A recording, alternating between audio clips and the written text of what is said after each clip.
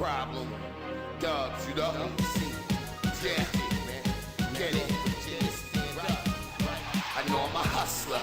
I was born with a brick, live like a bastard.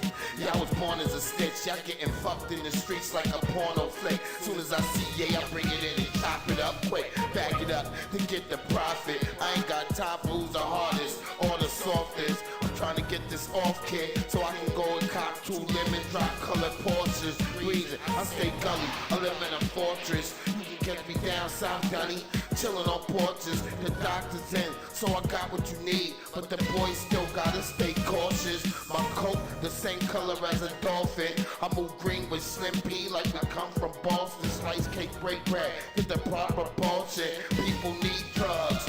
There's a help wanted sign on every corner in America.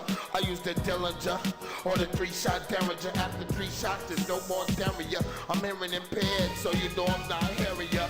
My shit is superior, man. I take over your area and set up shop. They call me Fred Flintstone. The way I flooded the block with bedrocks, man. Stay back, nigga. Stay back, nigga. All my niggas is wanted.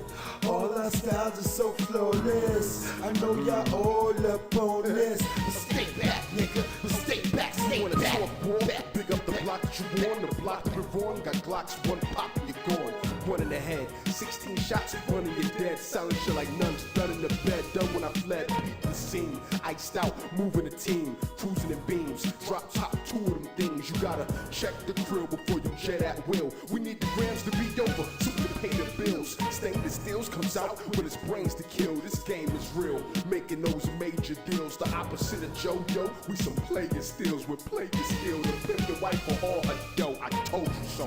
Pretty thug, Mac like Dawn. Mac so hard, my dick is my magic wand. And act so calm, it's not me, so pass that on. The cats that's gone got caught up by the rap it on. All my niggas is wanted. All our styles are so flawless. I know y'all all up on this. Stay back, nigga. Stay back. What it do, FBA family? It's your boy Breeze Omega. Omega that's Breeze. Was popping with y'all on this late night crawl. We're going to be in here. We're going to be dropping some stories that you don't normally see on my shit. Because we don't get so ratchet, but we ratchet. Every once in a while, we pull that ratchet bone out of our back. Just like the YT supremacists, they pull that ratchet, that white racist bone out of their back. So we got a ratchet bone that we pull out once in a while. I hope you're having a great one. I'm up. You know what I mean? I meant to come in here earlier, but it was too much going on. I was watching other people podcasts, other brothers and sisters, my good brother Afro Elite. Everybody was dropping some fire tonight. Appreciate y'all. I want to shout out the Church of Black Power. He did a really great joint the other night. I listened to that while I was at work. Shout out to him. Fresh, what it do? Fresh, what it do? Fresh always. Shout out to the family right there. It was something I was gonna talk about real quick, but I kind of like forgot it. Well, y'all saw that Charlie Kirk statue. I thought it was weird that they made the statue out of that nigga where he last got popped, about to spew some foundational Black American hatred and got popped in the neck by another Nabisco. a moist Nabisco too.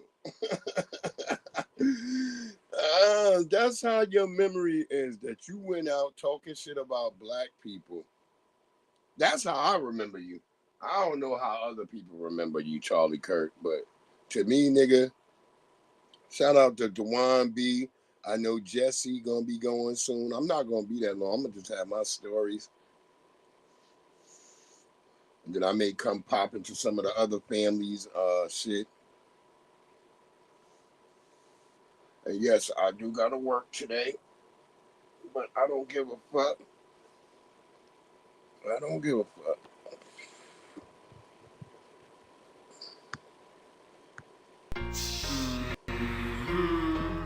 They They always hating on us. Why the people Hating on us. Yeah, we got them Hating hating on on us. us. AC, they Hating hating on us. We don't care. We don't care. Niggas wanna live my life, but they can't live it. Asking questions about my wife, plotting, trying to hit it. Understand if she with me. Shalom to the Church of Black Power. I was just mentioning the church. I was just saying how you did just like a really fucking great broadcast. I believe it was yesterday. That shit was fire. I appreciate you, church. Back then you was sniffing them lines. Forget it all, put it in the back of your mind. Freezing. I'm the sun, so you know I'm gonna shine. I love hiking, so you know I'm gonna climb. Make lemonade out of lemons. But what the hell I'm gonna do with a lime? I'm hooked to a pot. That's why I stay on time. Stay for the quarters with Slim P. That's why I Fuck hate getting on open off dimes, rhymes. We only getting open off wine. See how click freeze, roping them dimes. See how he be a VIP, quoting the line. Quoting the line, that's only if it's a part of our rhyme. If you catch me fucking the dime, you know she a model. If you catch me sipping the wine, you know it's a bottle of Sean Don. Dubs, you know that you're so calm, but ain't scared to let that gun go off in his palm. Even though I'm on mixtapes, I won't stop until I'm this weight. Platinum status going far with that mixed weight, but wait, it ain't over till I Rockefeller. Pop more blocks and spin cheese like mozzarella. I want diamonds on my girl feet like Cinderella. I want you killed through, then I gotta send my fellas. Much love to Listen, you, I'm my on team warrior to let brother. You know we own things. Shit, you be Glad that we cooking gave up all cooking our over old there, schemes. church. Now we all about fancy cars. chillin' Definitely with wanna the give out my nasty flowers bras. to my Let the brother rebels to be we take cooking this to like Palmetto, cooking, y'all, 'cause we cooking. some hustlers, I ate a whole full course meal. Hey, Listen, man. hating on us. Stay Why the hating, people man. hating on us? We don't care. We don't care. Money making, motivating, 2007 and beyond. That's right. If they gonna hate, let them hate. But we in here, we gonna drop these stories because some of these things is crazy that's going on that I don't think people really catch on to. I got a story with my brother Corey Holcomb with this brother talking about, you know, I was not the I was not the king of all blacks people, so why I got to stand up for black peoples? And Corey Holcomb kind of like, sets them straight. Like, look, all right, look, nigga, if it's a show bullshit, we ain't really giving a fuck on what you doing on your bullshit, nigga. But if you say you my man and you around me, let's let Corey say it. Go ahead, Corey. I've been getting some heat this week, and I want your opinion on this. I'm getting heat from black people, and I'll tell you why. What happened? Well, I'm friends with some Hispanic folks that use the N-word, and they're upset that I'm not stopping it. And they're like, whether it's a rapper, whether it's an influencer. I've been getting some heat this week, and I want your opinion on this. I'm getting heat from black people, and I'll tell you why. What happened? Well, I'm friends with some Hispanic folks that use the N-word, and they're upset that I'm not stopping it. And they're like, whether it's a rapper, whether it's an influencer, there are people online, especially here in Arizona, it's very common that they use that kind of, they use the N-word in their music or in conversation. And I said, look, man, those people have not been negative to me. They haven't been racist towards me. And this is exactly one of the main points Neely Fuller Jr. pulls out when he talks in his compensatory counter-racist code book. Like, just because a white person isn't racist to you doesn't mean that they're going to be non-racist to your friends. This is why a white person has to prove that they're not a white supremacist until proven and to prove it otherwise. Otherwise, just because you nice to me don't mean you're going to be nice to my friends. You got to prove it to them too. And every black person that you come across. Don't think just because you friends with me that you can now, I got a black friend. No, I'm not your black friend, nigga. I'm a black associate. I might know your white ass. I might know your Latino ass. I might know your Asian ass, but that doesn't give you the position to now start thinking you could talk about black people in any goddamn way that you see fit. See, that's the trick a lot of goofy niggas have. That's right, church. I want niggas to keep it 100, nigga. I want it to be 100. Look, if whatever you doing, you espouse out there and that's your show, If you bring that same energy to me, nigga, you getting the same energy back. And if you a nigga laying up around a bunch of Latinos and letting them call other black people the N-word around you, that's another problem, nigga. That's another motherfucking problem. And I don't tolerate it. Y'all may do, but I don't. Yeah, you start showing that, nigga, that means I don't care if you think you cool with me, but I know how y'all motherfuckers move, particularly the YT supremacists and all these other wannabe cohorts. So we watching y'all asses, and I don't know. This nigga, let's see what Corey got to say to him. It's me. I'm not the racism police. I'm not gonna sit there and be like, hey, you that's a rapper or you're, you know, whatever, or even a friend of mine, like, I'm not going to tell them how to talk. And now people are saying, well, you got to use your voice to do better. And I'm like, so you want me to go on the radio and say, hey, rappers in Arizona, stop using the N-word? I'm not going to do that. I'm curious on your thoughts, being another black man, how you feel about that. I'm 57 years old, so I'm smart enough to know what's right and what's wrong, in my opinion. Mm-hmm. If we're working, doing entertainment or whatever, listen, you can get away with what you gotta get away with. But if you're hanging with me, or you might be one of my homeboys, you gotta watch how you talk around me as far as it go with respect. Yeah. If I smell it, because I'm gonna smell it, I'm gonna smell it on you. Yeah. I'm gonna check it. But when we in front of the television and we in front of, somebody might be working at the studio or whatever, I want my brothers and sisters out there to realize I can't control that. Yeah. Because it's everywhere. Right. But if you're with me and you're supposed to be my friend, come on, man, you got to talk to me like I'm a human being. That's what I tell people. Do you feel like, because those that I've asked this question that are in the Hispanic community, they've said, I grew up, in the hood. I've grown up around black people all my life. It's not a disrespect. That's that whole shit. When I hear motherfuckers talking about, well, I grew up in the ghetto, so that means I can say the N-word. No, the fuck it doesn't. You don't like when I call you the spickaroo word. YouTube, this is for learning. This is not us hating on anybody, so you don't start tripping. If I call y'all the pejorative words that are out there for you guys, you don't like those words.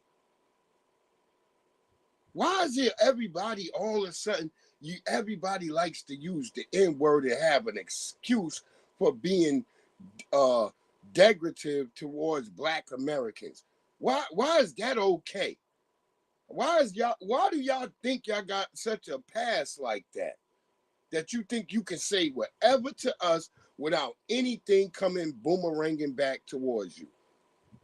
You're not calling each other a bunch of spickaroos. You're not.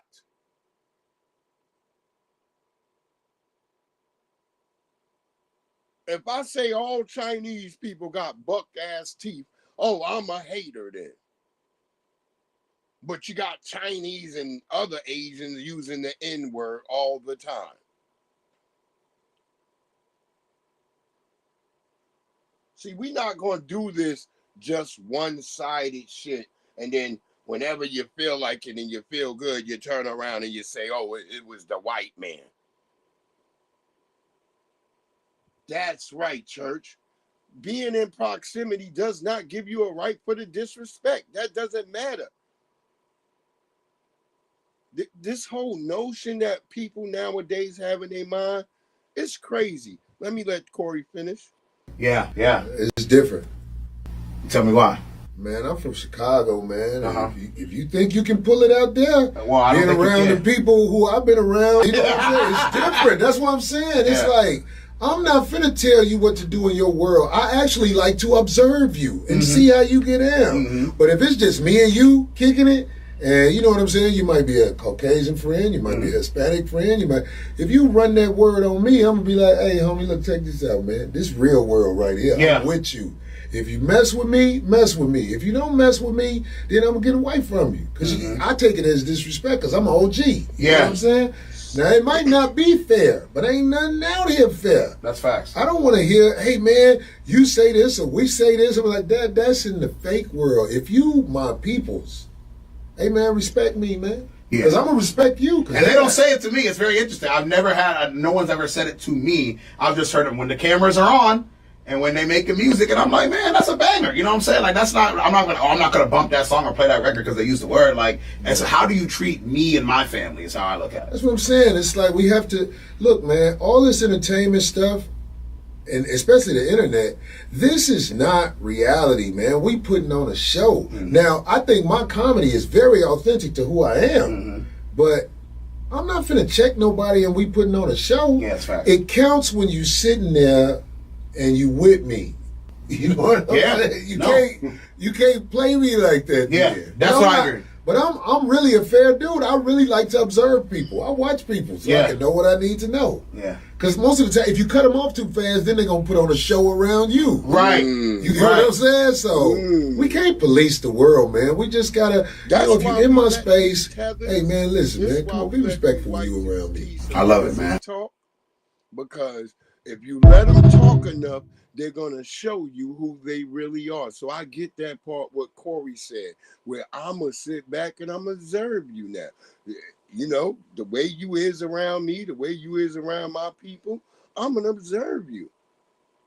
Because y'all like to play that game where, it's just, because like we just had the white guy who, the other fake chud, the bussy, he now crying all over TikTok. You guys on the internet went too far. I shouldn't have had to lose my job. And now I might lose my child. That child should not be around you. You racist, filthy POS. See, YouTube, you told me to start using words like that, so I'm trying. But he is still a racist, filthy POS. We're not going to sit here and let him slide away and cry and boo-hoo-hoo. I can care less about your crocodile tears. Smallest violin. But Corey was right. And like I said, I don't trust niggas who sit around and we not saying you got to be the police. But if you still up around them and you talking about, that track is banging, nigga, I got a problem with you. I got a problem with you. Because I wouldn't sit there and be like, I've had people in my studio. I've had people, and I'll be like, yo, change that word out of there. He's like, why? Because you're not black. I've had Latino and white rappers who put the N-word in their music. And I would stop the session and be like, okay, hold on. You got to change that word right there. They're like, wait, what? Yeah, because you're not black. Oh, that's going to mess up. No, if you're a real artist and you talented, you can do something without the N-word. Like I challenge a lot of people who come to rap in my studio all the time. I challenge them. Hey, can you make that song a little bit less cusses? Because you want the song to be able to be, I want your song to be picked up where you can get some major money instead of it's just out here on the internet. Don't tell me you can't make music without cusses. I've listened to Lil Durk. There's a lot of songs Lil Durk got where he ain't cuss. I'm just being honest. If you in the studio, I'm going to stop you. That's the reason for being a producer. What you're producing, you're not going to bring that out from under me. And I'm be like, I endorse that and I'm backing it. I'm not. I'm going to stop you in between the session and be like, hey, bro, you think you could take that word out? Because we might get to an impasse and I'll be like, I'll give you your money back. That's how I am.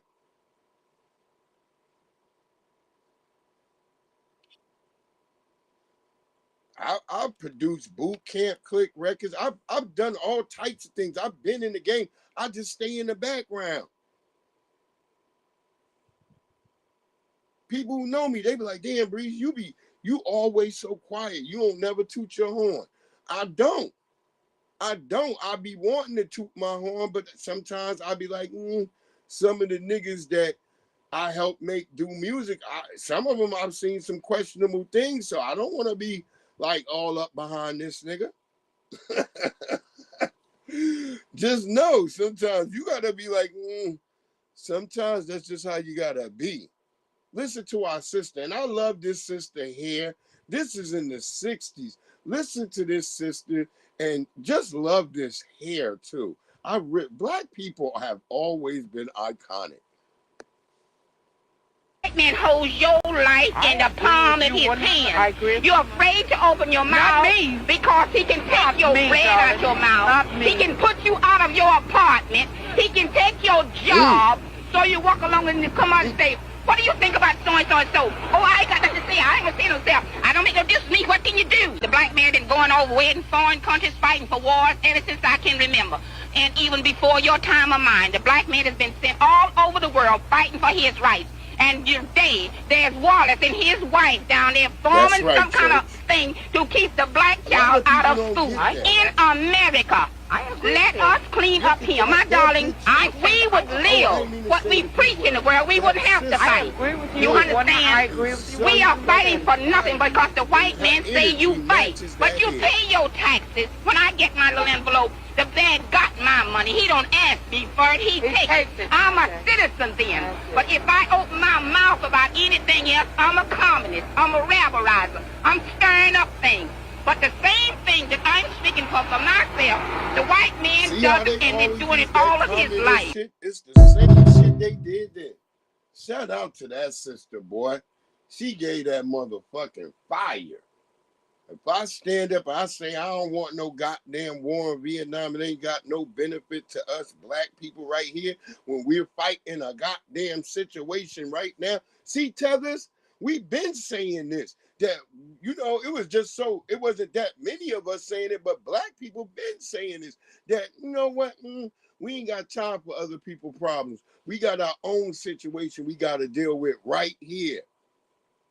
We've been saying this. This is not something new.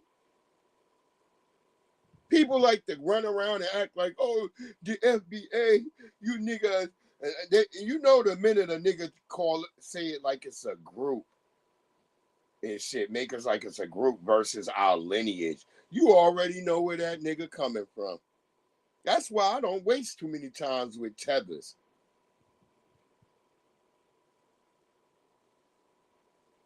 Like there was a tether over on Tariq's last night that I had. I was on there and I spoke and I let him know. I was like, nigga, these tethers is crazy. But all my life, I grew up in Long Island, New York. I never seen a red native.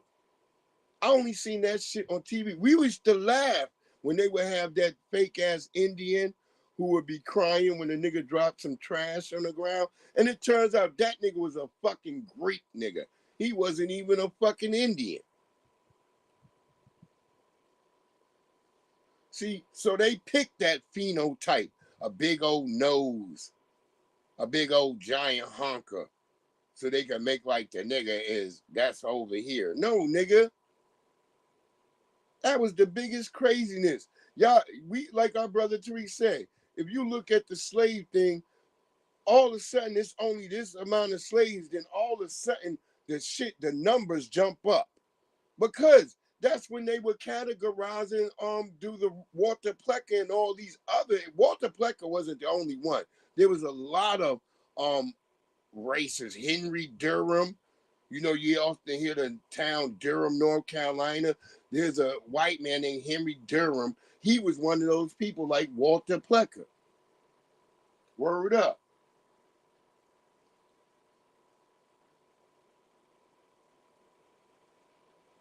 Sat here and they reclassify all black people as fucking all native indigenous people. They just reclassified them. Y'all all Negroes now.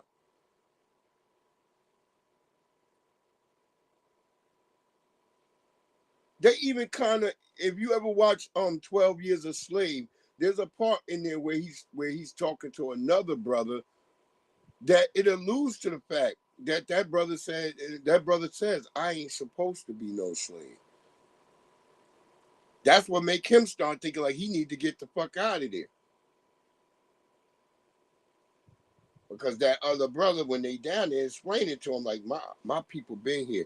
They had a, you know what I'm saying, which a clause, as them niggas will say, it's a clause. No, there ain't no clause to this, nigga. We from this soil. How a sister that fly with that hair against the goddamn war in Vietnam, and they calling her a communist, and we up here accepting that. These Nabiscos are crazy. See, they want us to all be foolish and dumbfounded and constantly spinning around in this system of white supremacy, and then they hate those of us who stand on our square. You see, when you're on your square, you're not spinning. Rifle up, let's go! Hey, Look at this. Watch the Look at hands! this. Rifle up, let's go! Hey, let me see it! It's in fucking head!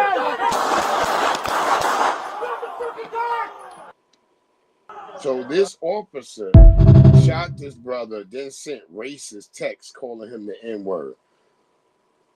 And they shot this brother, a football player, college football player, Kawan Green. And they pumped him full of 4 holes.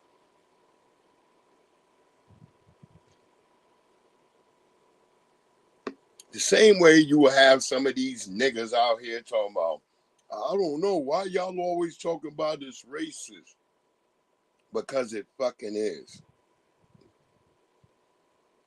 I just played that just to show y'all. They didn't give him even a chance. See, when it's black people, it's thump, thump, thump, thump, thump. There's no, hey, let's get a guy. Remember when we were children, they would call in a negotiator and negotiate with a nigga? That doesn't happen for black people no more at all. And it's starting to not happen for you Nabiscos, I hope you know. They pumping y'all full of lead too. See, when we be telling y'all that all this shit that they do to us eventually will trickle down to your ass, y'all get mad. See, y'all don't like to understand that the fact that, yeah, trickle down doesn't work in financial sectors. But when it talks about giving out pain and punishment under a law enforcement state, yeah, that trickles down. Whatever's happening to foundational black Americans is going to happen to your Nabisco ass, or happen to your Asian ass, or happen to your Latino ass, or your African ass, or your Caribbean ass. It's going to get you. What they say, love's going to get you. Love's going to get you. Love's going to get you. And KRS-One been acting like a tether lately too. So, yeah, Tether One. KRS Tether One. Yeah, niggas gonna realize, y'all gonna either realize it or you not. That's what's gonna happen. Cause we don't got time to keep on telling niggas what not to do. We warned you, told you stay out of these Asian beauty places, and we keep seeing some of y'all niggas getting whooped on. We see it on TikTok. You're not listening. You're hard-headed niggas. And I understand that too. Neely Fuller Jr. said, don't tell niggas nothing because they'll want to do it even more. And I get it. It's because of the childlike mind state most of you Negroes are trapped in. You don't know that shit stink. My mama used to always say, you don't believe shit stink, do you, boy? I used to look at my mom and daddy like, what are you talking about? This is why you don't get caught up in shit, because it already stinks, nigga. That's what they were saying. Took me a long time to pay attention to that. Like, damn, they making sense. There's shit over there. Why would I get myself involved in shit knowing that shit stinks? Yeah, he been tripping since microphone check, so I had to check him. I even had a conversation with Chuck D, because he found he was upset about my post because I had posted on Facebook about like how when I used to work at McDonald's in Baldwin, Long Island on Grand Avenue. He remembered me because of that post. I made that post. I said I used to serve Chuck D and his daughter they breakfast. They used to come in every Sunday morning, and I would serve him. And he actually remembered me. But he still had a whole bunch of fuckery with his remembrance.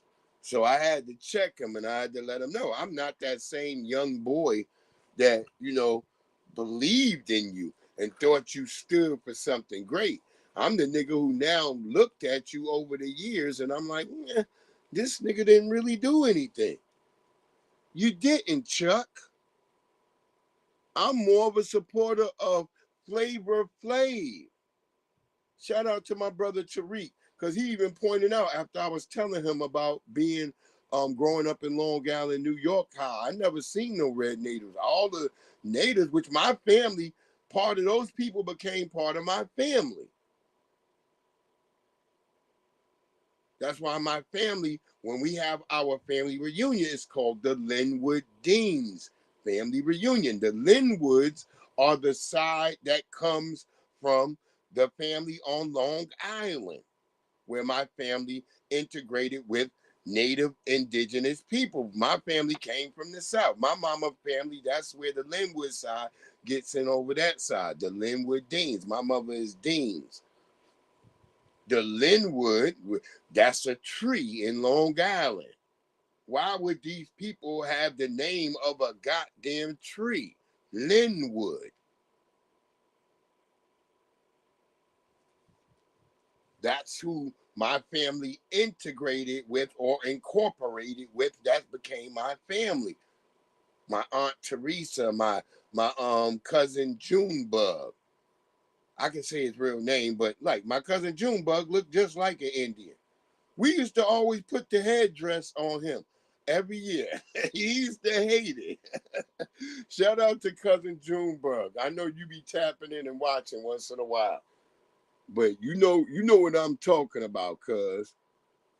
This was my wildest cousin. If you ever had a cousin named Junebug, you know that nigga was real. Shout out to Cameron for once again saying it with his chest. Shout out to my good brother Cameron. An American fighting against somebody from Cameroon or Senegal, whatever. The point being is they don't. Wait, let me take it back real quick. An American fighting against somebody from Cameroon or Senegal, whatever. The point being is they don't categorize it when it's world competition, but when it's other shit, it needs to be categorized. So I consider myself a Black American. I don't consider myself African American. And shout out to all my niggas in Africa. Much love. But y'all don't consider us real Africans. Y'all don't. For sure. Say, shout out to Cameron for saying the quiet part out loud. As we've always said, these people have never, I told people I used to be in the Pan-African shit heavy. It wasn't until I came to the DMV and motherfuckers started telling me I wasn't an African. It wasn't me. It wasn't no other Black people told me this. It was Africans that told me this. And eventually I agreed with them. That's why when people talk about, oh, Tariq got you. No, nigga, this happened way before Tariq. This like 2004, 2003. Y'all telling me, oh, you're not an African. And so guess what, nigga? I started looking at my past and looking, I was like, you right. You motherfucking right. Oh, I wish my wife was alive right now so she can tell y'all how desperate I was to find some connection to Africa. Oh, I couldn't even find a picture of niggas in Africa that looked like me or my brothers. I was just looking like, yeah, there got to be somebody that looked like me over in Africa. No. It wasn't until my wife bought me a book called Black Americans. See, my wife bought me that for my birthday. It's like 2014, 2012, somewhere around. It was in between 2012 and 2014 when she bought me the book. It was for my birthday. And she knew I had been desperate to try to find myself somewhere in Africa. But lo and behold, she's like, She's like, babe, you're going to love this birthday. She's like, you're going to love this gift. She said that the days before, but I ain't really get her till she delivered me the book that day with a little bow on that shit. And I went in that book, and she had them folded over a couple of pages. And then when she folded over the pages, there was motherfuckers that looked like me and my brothers. And that she had did that because she, you know, when I always laugh. She always remembers when she first, my brothers, when they were little and shit. She always like, yeah, she was like, I could remember everybody's face. She was like, I could remember. She was like, yeah, I knew right away I had to find an image of y'all because she was like, yeah, y'all was too into like that Pan-African shit. My wife, shout out to her. She from Virginia. She part of the Virginia Indian type people. For all the people who act like there was no black people out here, my wife would have told you right now. Shit, I'm proof of it. God damn it.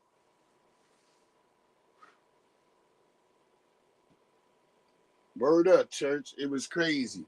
And she found, and I opened that book, and there was me and my brothers. And I was like, she's like, y'all from this soil. Y'all not from no Africa.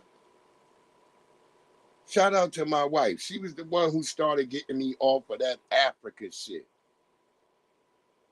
She started telling me, look at all these black people. You think all these black people in Virginia came from Africa? Shout out to her ass. Shout out to Cameron. Just standing on lineage business. We had a different road now. We had the road where we finally said we knew something wasn't right. You know how you've been living this life, you feel like something just ain't right? They haven't done anything like we've done. We can't be the same fucking people if your achievement is only to booty kiss white supremacists when they show over. We don't do that. We just don't. We're a different beast. We've had an ethnogenesis. The process, we're something different. And all you niggas who, you could believe in Aboriginal or black people everywhere else, but they're not being called African. But you can't believe that they were indigenous black people already here in North America. That's what gets me. And I believe a lot of you niggas got Stockholm syndrome. That's what I believe. Jamaica is now on this list. The United States is now deporting migrants not back to their home countries, but to completely different countries. So here's what's actually happening. The Trump administration is expanding something called third country deportations. Instead of sending someone back to their home country, the United States sends them to a random country. Anybody willing to take them. Why? Because these are people who have deportation orders, but can't legally be sent to their home country because they have something called withholding of removal or Convention Against Torture, which means that their life is in danger if they go home. A judge has already decided that. So Trump's solution? Send them somewhere else and let that third country deal with it. The United States is cutting deals with countries like Cameroon, Rwanda, Equatorial Guinea, South Sudan. And what is the United States offering? Money. Sanctions relief, perhaps? From third countries. So we are active, not just El Salvador, we are working with other countries to say, we want to send you some of the most despicable human beings to your countries. Will you do that as a favor to us? And the further away from America, the better, so they can't come back across the border.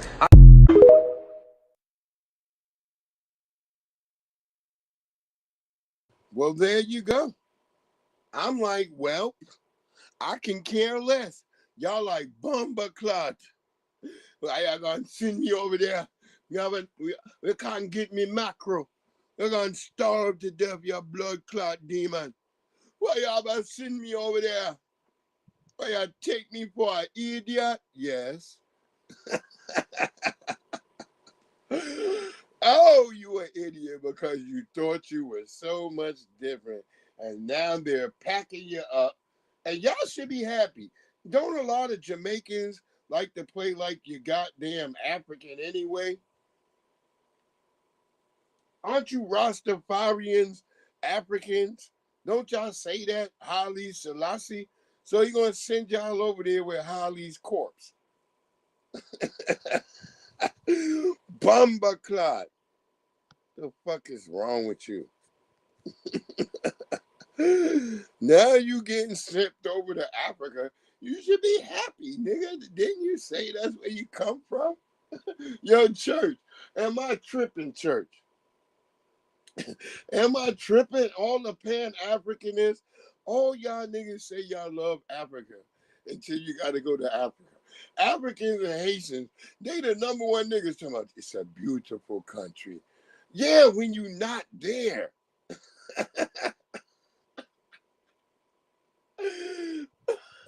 Why you flushing a toilet in America? You over here like,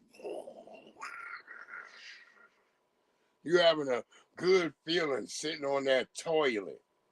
Over there, nigga, ain't no toilets. You know it ain't, nigga. Don't be mad at us. We ain't the niggas y'all should be mad at, to be honest. But I always notice, y'all don't never got no smoke for all the people who talk shit about y'all. Y'all don't have no smoke. It's us. Y'all like, oh, these niggas. Stop it, man. Everything we did, everything we have, we got out the mud. The government don't really give us no assistance at all. They give these crazy ratchet baby mamas and stuff, they give them because they know they're going to cause mayhem. You know, shout out to the brother Shula King. He just had a bitch where a brother was sitting here paying her $300 a month. Like, here, bitch, out of my check, here, that's $300. If we do the math, she was getting some money. This bitch got mad because the brothers told her, hey, I'm on hard time for a minute. Can you just hold on just for a couple of months? So this bitch didn't want to listen. She decided to take the nigga to the court and put the nigga on child support. Guess what they gave that bitch? Just I'm calling her a bitch because you got to be a bitch to go run to the goddamn government to get your man who's been giving you $300 out of his pocket every week. Yeah, I thought I forgot. It wasn't every month. It was every week for his kids. And so she decided to go ahead and put him on child support. You know, they had the nerve to, the child support came back and she won her case. But guess what she now getting a month? When she was getting that $300 a week, every 2 weeks, she was getting that $300 every 2 weeks. That's $600 per month, basically. We do the math. She was getting off, living high like a fat rat. Guess what they decided to give her? $13.49. That's what they equated her children to per month now. See, bitch, being greedy don't work out. God don't like ugly. You had a good, orderly, directed man being directive and giving you the money that he could afford to give you for his children that you weren't barely letting him see. And then you ran your ass over there to the goddamn YT supremacists and they gave your ass $13.49. Now that's even telling you that's what they equate your children to. Or either they're telling you, bitch, you're a dumb hoe and you should have just been taking what he was giving you. It's punishment either way, bitch. I would have took the 3 hours. I was like, okay, shit, you down? All right, what you need? If I was the bitch, I'd have been like, oh, what you need to get you back on your feet? You need a rod to work? Now your ass is sitting here and the brother, you know, he's sad, but you know what I'm saying? I even saw the brother, because he's on TikTok, the brother, and I saw him like, well, I'm going to still give money to my kids now. And I'm like, yeah, but that bitch going to take that money from them kids. He need to just make an account for the kids now. And just put the money in the account for the kids where the mama can't get it. What it do, cow dog? What it do, family? Yeah, please stop saying we look like immigrants because We don't break in 8-year-old children's rooms, and this guy clearly looks like an immigrant. This is me right here. I meant to post this to YouTube. Police say he is finally behind bars and facing a slew of charges. Now investigators tell us this. Tell me that's not an immigrant. I'm not even going to say tether. I'm not even going to say tether. That's an immigrant. Look at that nigga face, y'all. That's when Mail broke into the little girl's room. Police say the child but we know. Look at that nigga. Mail, he's a tether. Was not physically harmed, but Mail ran away from the scene and remained on the run for months. Before police tell us he was finally. See, right then I got to the point. I was like, fuck it, he's a damn tether. 8 different charges. And among those charges, what did it do, Cal? Once again, they include sexual abuse. That was a damn tether. The welfare of a child and harassment. Yeah, that was a tether. See, we used to let them just pile all these black people on us, and we looking at them like, yeah, I don't even know nobody look like that. Word up. I'm trying not to be, because people been hitting me up in my mail like, oh, Breeze, you be too upset. You always using that tether word. All right, bitch, then show me where these people not running around, doing crimes, playing like they black people, and we getting all this, we getting the smoke from these crimes, and it ain't even us. It ain't even us. It's a bunch of niggas. It's like I told people, I used to get into fights with niggas back in when I was a young person, and I look at them people now, and I go back and I look at the niggas I'm fighting with all the time. It turns out all them niggas was tethers. All I had to do was go through Facebook and do a Facebook search of the niggas I had beef with. Yeah, that movie Us was a documentary. I talked about that yesterday, Cal Dog. Straight up documentary.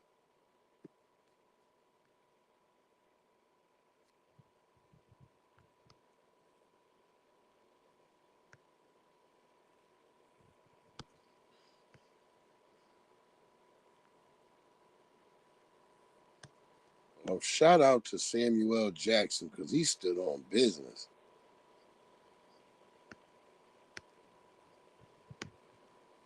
Shout out to Samuel Jackson because that nigga was dissing Argentina.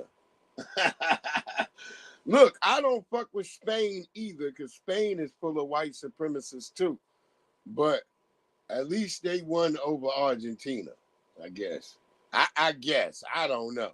But you know what I was thinking? They need to have more of these racist soccer ball things because the streets was empty yesterday, man. Oh, the streets were so empty. And they were kind of empty today because I guess all the Mexicans was too drunk to get up. This is Samuel Jackson. Samuel L. Jackson called out Argentina for its history of racism as he discouraged World Cup fans from supporting Team Argentina in the tournament. Following Team Argentina, Samuel L. Jackson called out Argentina for its history of racism. See, this why I be thinking I Show Speed Team Argentina might be a tether. Following Team Argentina's loss to Team Spain in the 2026 World Cup final, the 77-year-old acclaimed actor reshared a post directed at Argentina on his Instagram stories. By placing Stephen in the Argentina jersey, the post appeared to suggest that any black person Big who E, backed what it Argentina do, during Big the World E Cup in was the essentially house. What acting it as do, an Uncle family? Tom. Where Cal Dog at? Cal Dog, you still here?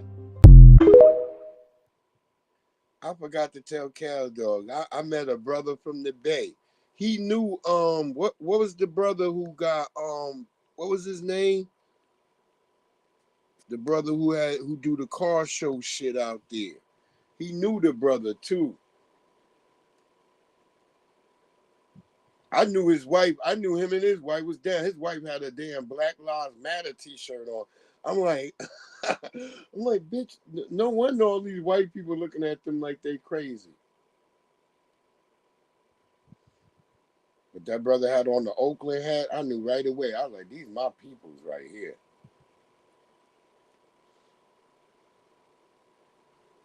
I started helping them out and shit. Because they just moved out here. They just moved to Virginia.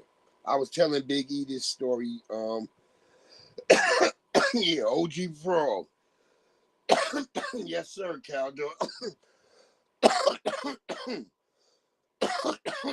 Pardon me, y'all. That granddaddy purple-ish got me. But yeah, OG Frog, yeah. Yo, Big E, that brother, what was you saying the brother you be with at the gym that you been saying at the gym? I want to make sure it's the brother Compton. Is it Compton Rick Rock or something like that? I want to make sure I'm right because I just subscribed to the brother, I think, today. I was like, I think this is who Big E talking about. Because it's funny, when y'all mention certain people, they'll show up in my point of view, my POV. And I was like, yeah, this brother, I think this is brother Big E talking about. Word up, word up. How do you respond to the people saying that people have been paid to come out? Is there any response to that? The only response I had to that, everybody get paid to do what they do, right? Who don't get paid? We've noticed a large group of organizers. How do you respond to the people saying that people have been paid to come out? Is there any response to that? The only response I had to that, everybody get paid to do what they do, right? Who don't get paid? We've noticed a large group of organized supporters in favor of the massive developments, all dressed alike. And it was about 30 or so people that came out with matching t-shirts. And I get it, old niggas. I get it. Y'all niggas are sellouts. Y'all like, who don't get paid to do what they do? But nigga, data centers are not beneficial to your black ass either. How much are they even paying you? You retiree niggas, get your ass up and go get a damn job at Walmart and be a Walmart greeter or something. Since you need some damn extra dollars, nigga.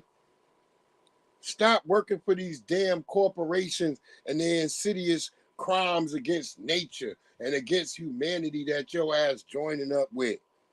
Damn you niggas. See, it always be a bunch of black people. I be seeing niggas like this. I believe they get either old Sambos or they get tethers.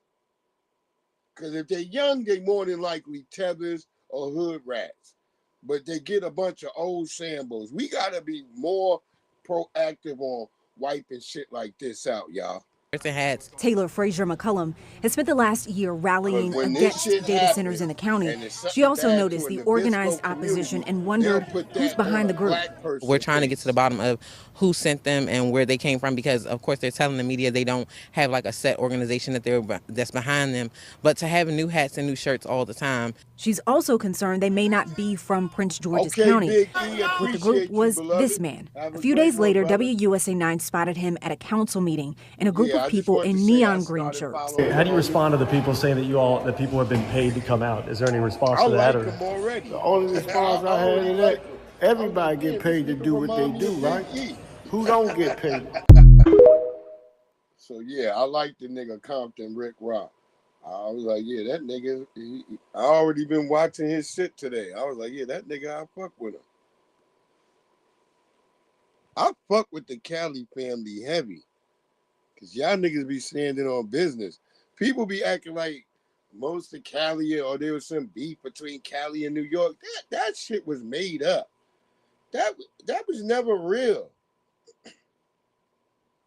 Even when I was in college, I would run in a group called I-95 North, but I had 6 Cali niggas in I-95 North. The Cali niggas was rocking with me before they was rocking with any of the other niggas in the dorms. So that's how I know there was never no beef between New York niggas and Cali niggas. That shit was cap. We almost the same. We just got a different slang, but both niggas is up doing, making movements. We be building shit, nigga. Look at this. So, your mom's black? My mom's black, and right, so Cal, I didn't even know that. Yeah, my dad's so. Oh, your mom's black? My mom's black, and so yeah. I didn't even know that. Yeah, my dad's white, and I just have like very pale. My 2 sisters look very mixed, so I've always really loved black guys. I never waited to do like interracial or like other girls in the industry, they'll wait, and I don't know if it's like this, but they'll wait even years. I never did. I did it from the So that's so interesting because they act like your scenes are like interracial scenes. They just advertise it as that. Marketing. Well, yeah. I mean, when it came out that my mom was black, they were like, "What?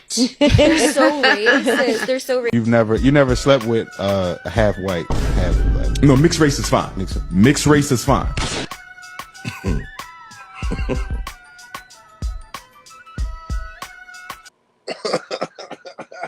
Shout out to the Great Face Podcast. Yo, you know that, Church, all that shit was manufactured. That shit was no real beef.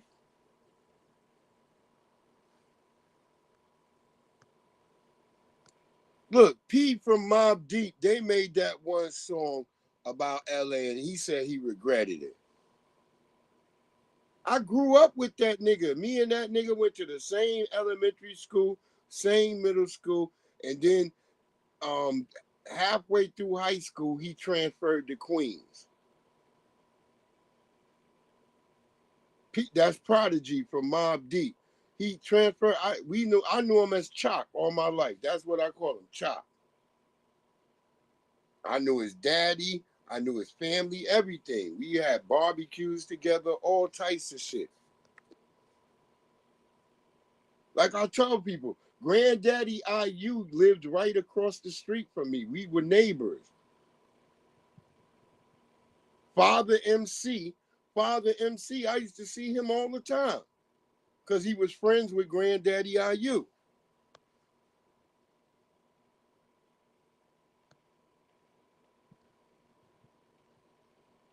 That's how I got into the music thing, not by basically by proxy, by the niggas I knew. I knew all these people. And my family is known, like my brother who passed away, his name was Beats. Everybody knew my brother as Beats. Because my brother had been making beats. He'd been making beats for years. That's just foundational Black American shit, man. I had this story with Obama. Where is this nigga Obama at?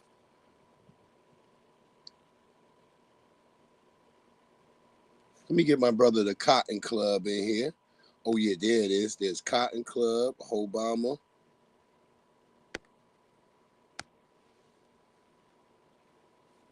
Shout out to Cotton Club Radio, Cotton Club. Y'all go check out my brother.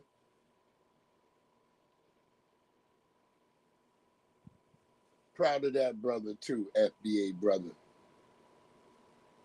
Another brother, he getting out of New York too. I'm glad you're getting out of New York, Cotton Club. Word up.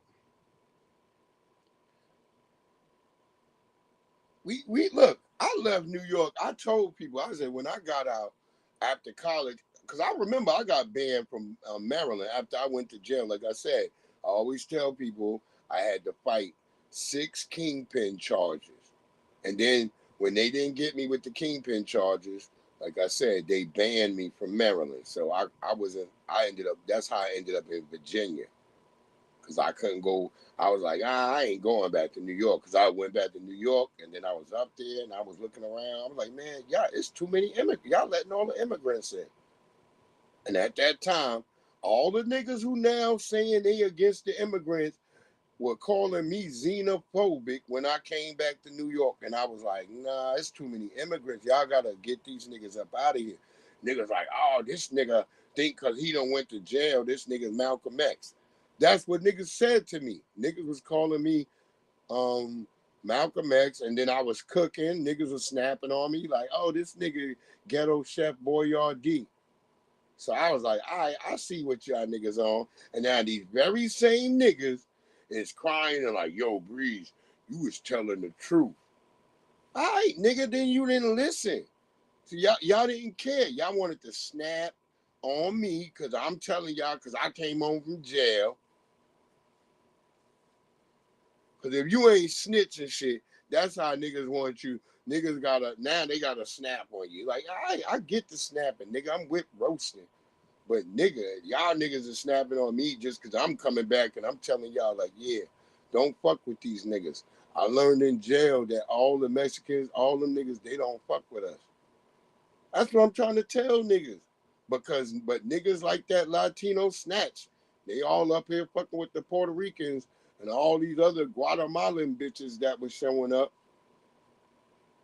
But yeah, now you looking at New York, niggas is like, I'm laughing at my brother the other day.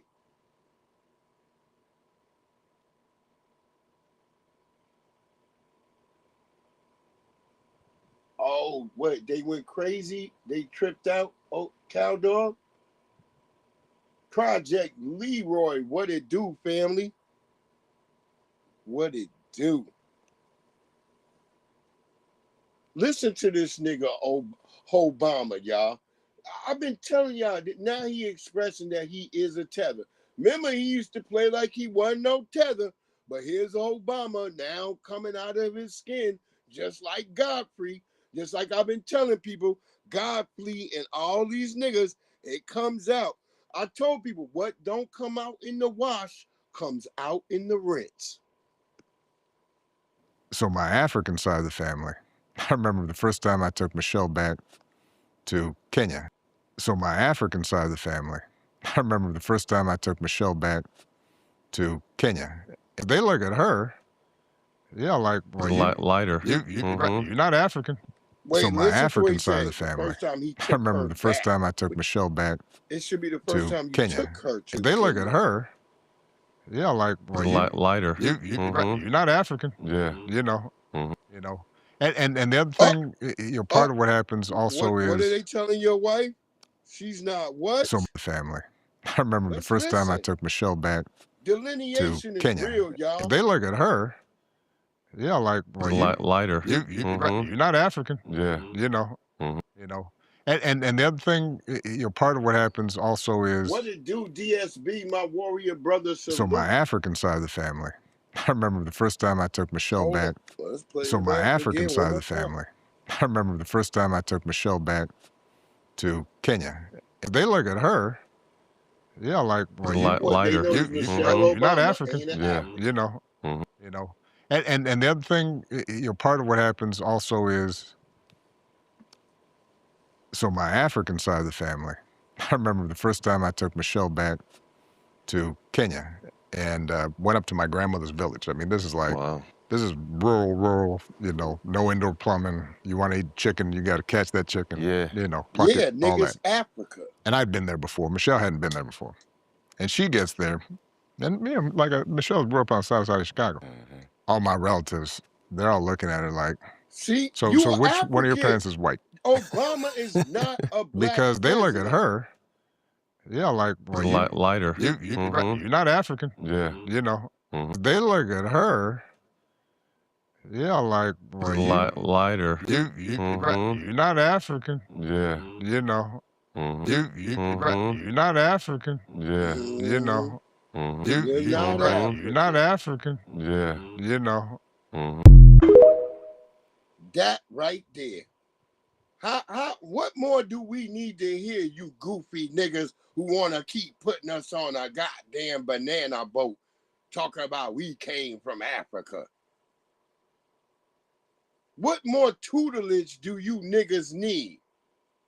I'm tired of talking this African shit. I get so sick of tethers, I just delete them immediately.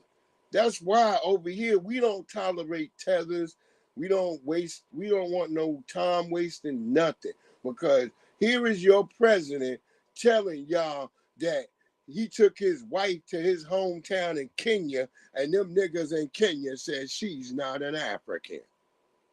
But you still calling your dumb self a damn African American, you goofy nigga.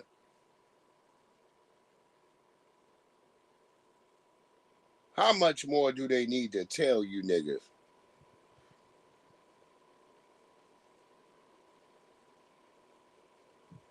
I took her home to my African family.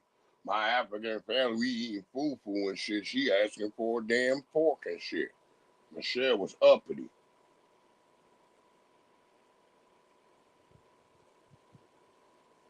DSB, that part. I'm telling you, I'm telling you, DSB, I feel like they wish they could have saved that nigga. You right. They feel like they wish they would have saved that nigga for right now and he wouldn't have won 2 terms. Because they know, like, fuck, they been trying, y'all sitting there worried about Trump being fucking trying to be emperor or something. Nigga, the Democrats is trying to make Obama emperor.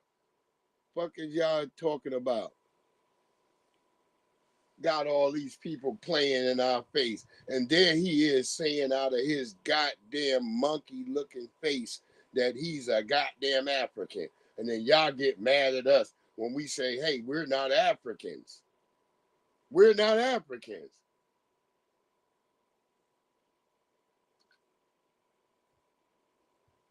Right there, DSB. Oh, I'm the president of everybody. I'm not the president. At least Donald Trump with his mustiness and his old troglodyte looking self, at least he stood up on, yeah, I'm the white people president, nigga. At least he stood on that. At least he let us know he's an open enemy.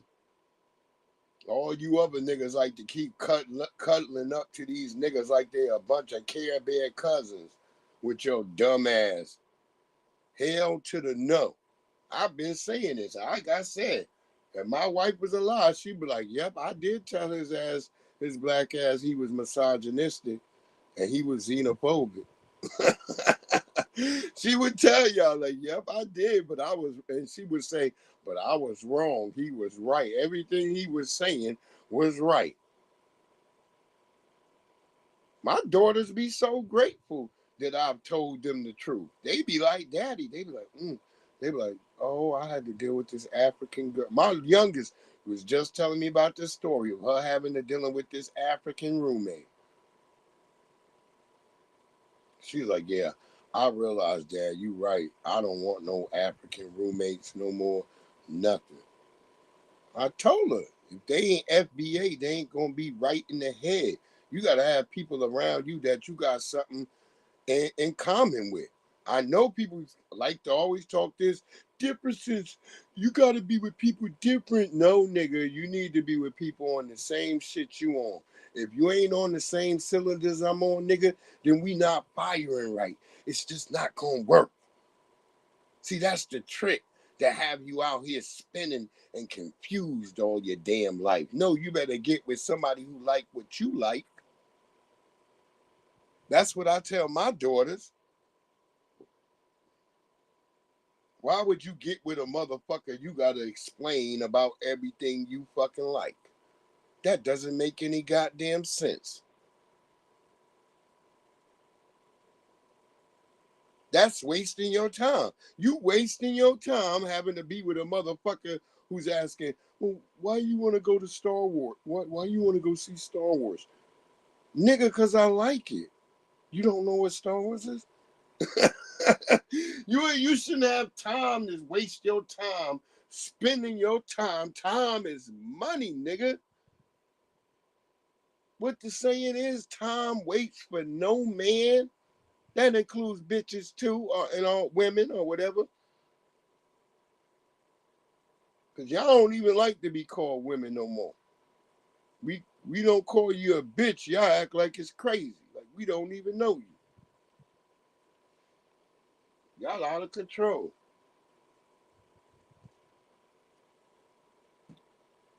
I'm for real. I had to call a bitch, and she was like, okay, now you talking my language. What? The bitch calmed down. I'm trying to treat her like a woman at first. Then when I called, I was like, bitch, you tripping. Oh, that bitch was like, okay, now you talking my language. Now what you want to talk about? The bitch calmed down that quick. I was like, what the hell type of world are we in? But I realize it's the same world where Obama was able to play like he was a foundational black American just because he can shoot a basketball. And I told niggas, I said, the first thing that let me know Obama was not one of us, that nigga was shooting too many jump shots. I went to the White House and played with them niggas.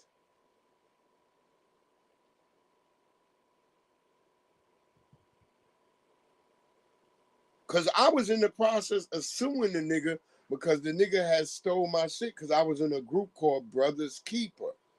And so we was going to sue him, but then the nigga invited us to the White House. And the nigga tricked me.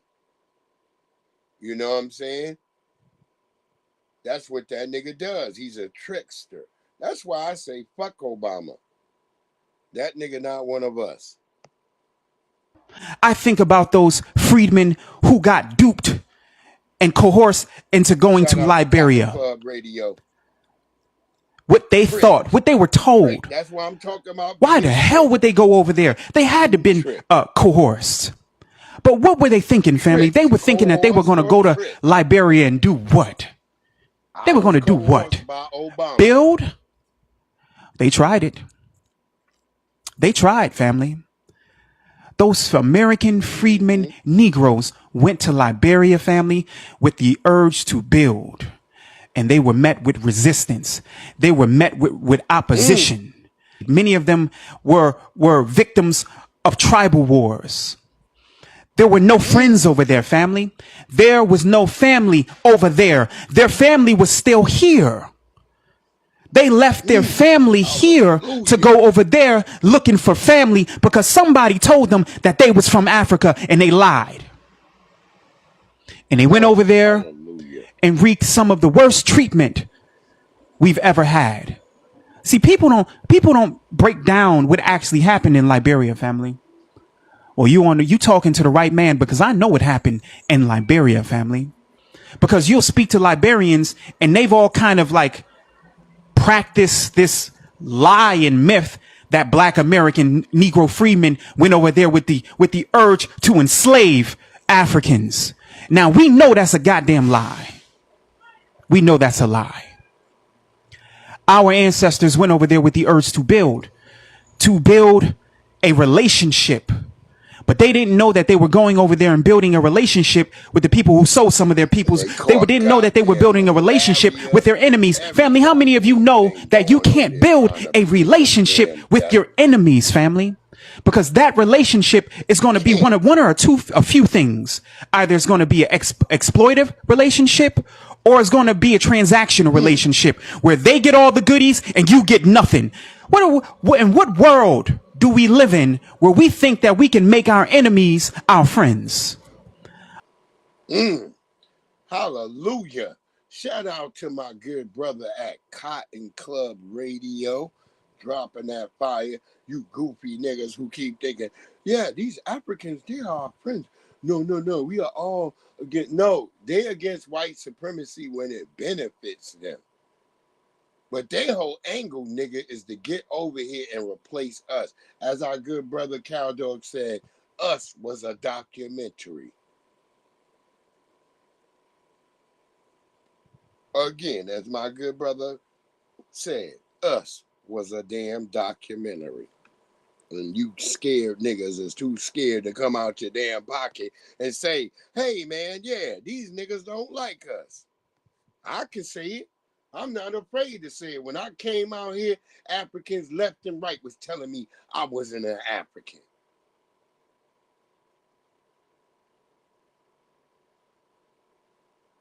DSB says exactly. I remember that not even 5 years ago, they were trying to get FBA over there, these different African places to harm us. These Africans are wicked, especially their women. Facts, my brother. Facts. Nothing but the truth. Black Mom Biracial takes to the internet to record a conversation of her and her mother. And she recounts a time when she was younger that she was riding in the car with her black mom and her white dad. And that white man called her mom the N-word. And your mama went along problem I'm seeing I see this every day at work. The mom, when she corrected her and said, he didn't call me that, he said I was acting like one. So, A, you're okay with him saying that. Mean at me. And correct me if I'm wrong. I could be wrong. I don't think I'm wrong. Now, I know typically we always talk about white mom biracial crash outs, but I think it's really interesting for a black woman to have a kid with a white man, have that biracial child in the car, listening to her get called the N-word. I'm just gonna call it out and say it's unacceptable. You know, in no point should he ever feel confident enough to say that word. to even speak it, but to speak it to you. To speak it to you. And not only speak it to you, but speak it to you in front of your daughter and his daughter, who just so happened to be black. I don't know how we gonna excuse away this one, but that shit was kind of crazy. That was kind of crazy. I'm talking to you. I'm talking to me too. I'm Danielle to you, and the link to my podcast is in my bio. You should listen to it. All right, sister. There you go. I say the same thing. It's crazy too. How would you even be sitting there like, well, okay, he called me the N-word. Well, oh, he didn't say the N-word. He said I was acting like an N-word. Well, how does he know what a so-called N-word acts like if he ain't with an N-word, bitch? That's what I'm trying to say to y'all. That's what I'm saying to you niggas who act like you have a race attrition or you're on the sideline. There ain't no sidelines. There ain't no damn fence, nigga. What are you talking about? Calling you the N-word in front of your child, and that's not enough to break up with you? But if your black boyfriend called you a bitch because you're acting like a bitch and then you're ready to run out, but you over here listening to Finesse 2 times, bitch, and you like, oh, that's all right, when it's Finesse 2 times call me a bitch.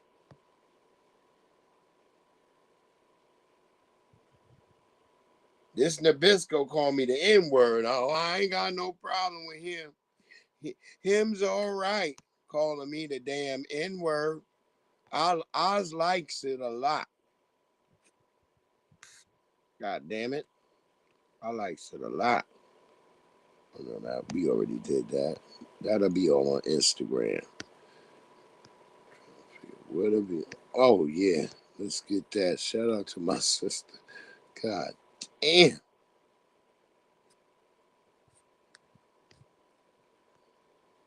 Yeah.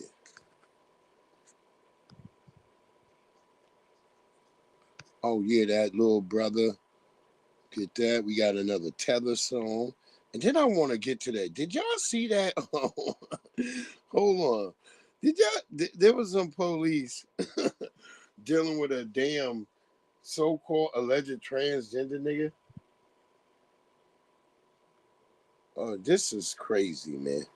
That's what I'm trying to say. I'm bringing y'all shit I don't normally bring y'all when I'm normally on the show. I'm trying to bring some wild shit that I know YouTube.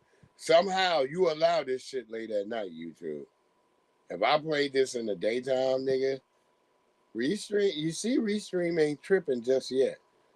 When I start talking mainly about racism and white supremacy, then Restream gonna trip.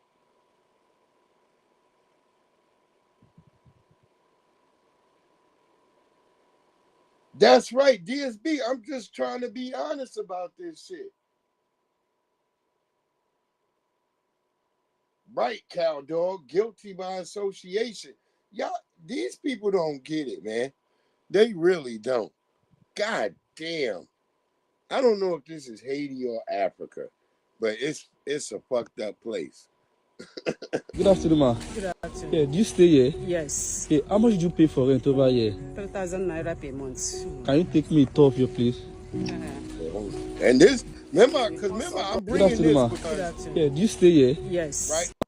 I'm playing this, right? Because remember the other night during my broadcast, I told y'all, people get mad at us when we show what Africa or these other places look like. But when it's one of their own, ain't nobody giving no smoke. So here's a motherfucker, he's from over there, and he's showing what this bitch living in. And let's just look, y'all tell me I'm crazy if I'm crazy, y'all. Let me know. Yeah, do you stay here? Yes. Yeah, how much did you pay for rent over here? 3,000 naira per month. Can you take me a tour of your place? Yeah. I don't even know Yeah, what good that afternoon, ma. money is. Good afternoon. Yeah, do you stay here? Yes. Yeah, Oh, how much it's did you pay for rent over here? 3,000 naira per month. Can you take me a tour of your place? I mean, just look at this. How can you even walk around in this? And I ain't trying to diss them, man. Are these your y'all kids? need to fix your home. What's your name? There's babies in there. Look like they been mixed with a white nigga or a Chinese nigga that came in there. So this house is basically on sawdust. Yes, yes. Oh wow. So how does your children cope? She have contact codes and that's a fashion. Bedroom is outside. Let's check it out. They got a corpse because they in there in that water. This is just terrible. How are they just sitting there? Oh wow. So this is where you keep your bath. Wow. Ain't no What do you do for a living? nigga. I'm selling markets. What kind of market? Sometimes Y'all you don't make have no 5,000 smoke with naira. these Sometimes, showing. sometimes Y'all get mad when we 10,000. show This it. is He's 50,000 showing you naira. this is what it is over there. God. Look at that. Thank you. We are going to get a new apartment for you in Oh a safe and God. sound environment.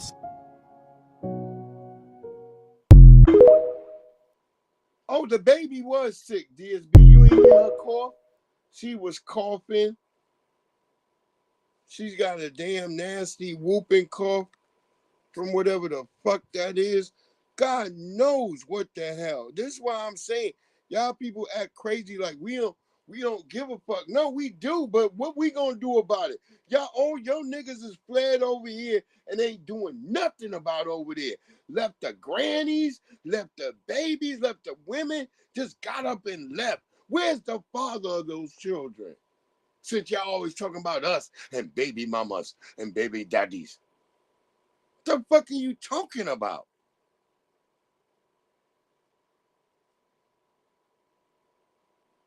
You saw that church, crazy work.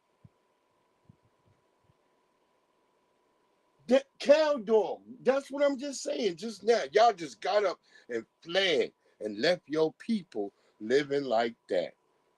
But all these tethers, from all the tethers on TikTok, Africa's a great place.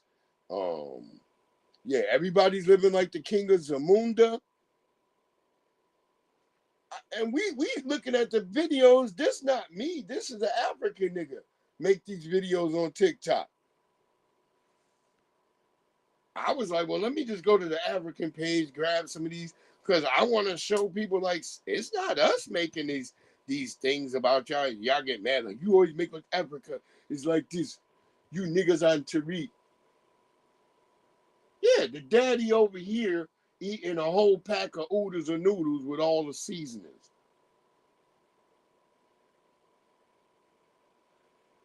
Them babies is sitting there. There's damn near mud right near to where the babies is. This is crazy, man. Get a tether song. Hey, we gonna get a tether song. We gonna get out of that with a tether song. Midnight tether girl, I am musty, nothing like cover girl. Turn the lights off. Oh yeah, daddy. Musty tether. Midnight tether girl, my family crossed 7 seas. There is nowhere to go.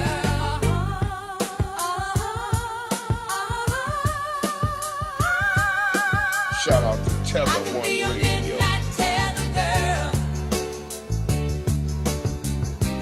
I could bring you jerk chicken, yeah. Yeah, I could be a midnight tether girl. My country is property stricken, yeah. Yeah, I can be a midnight tether girl. Turn the lights off. Bringing you jerk chicken is diabolical. Let's spin the block on that one more time. One more time. Midnight tether girl. Yeah, DJ Clue. I am musty, nothing like cover girl. You know what it is. Breeze Omega bringing you the Tether mixtape.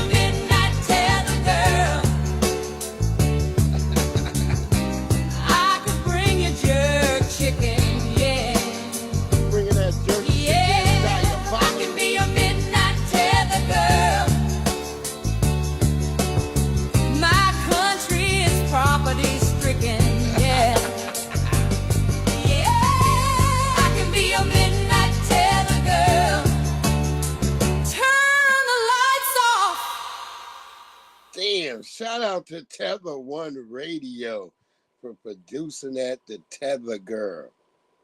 Midnight Tether Girl. Boy, that shit smack. Right there. I told him he's got a mixtape of Tether songs. Go over there and support our brother. You can buy the whole thing over there. You can get the Tether pack. All these songs be smacking. I love this shit. DSB. Word up. I can bring you jerk chicken. Oh, we giving y'all motherfucking soul. Y'all don't even know, Tether. We making y'all niggas a parent. Y'all don't do nothing for us. We be doing stuff for y'all all the time. Even if it's us snapping on y'all. We make people hear those snaps. And y'all very unfunny, all you Tethers. 14-year-old boy with autism tased by police in his own backyard. Be warned, it is disturbing. Hands up! Yeah. This why we ain't got time. Get out! Thompson's family says he was returning home from getting snacks at the grocery store when he was tased multiple times in their own backyard. Dalton, Illinois police say they were called to assist neighboring Riverdale police who were searching for 4 suspects. Thompson's clothes, quote, matching the description. One officer questions whether they have the right person. I don't think that's him, bro. This might not be him. Thompson hospitalized with tase marks on his body and a fractured hip. His mother frantic. Suspects were ultimately arrested and charged. You see this shit? We look like every nigga. Remember, they just was looking for a handicap, some white kid that was missing, and they ran across this young brother and broke his arm. Just think of this shit, family. I don't want to hear about they gonna have a war. Nigga, there's already a war going on. We taking all types of casualties. And y'all niggas still keep looking around like, what? What's wrong with y'all? You better get on your motherfucking laurels. Word up, Cal Dog. We could go from serious shit to clowning like that, though, because that's how we are. We built for this shit. That's why we able to survive. Remember, the British talk about the Americans' uncanny way of being like nonchalant when they showed up in the World War I. Whereas, you know, the French took us serious. The British, you know, they kind of didn't.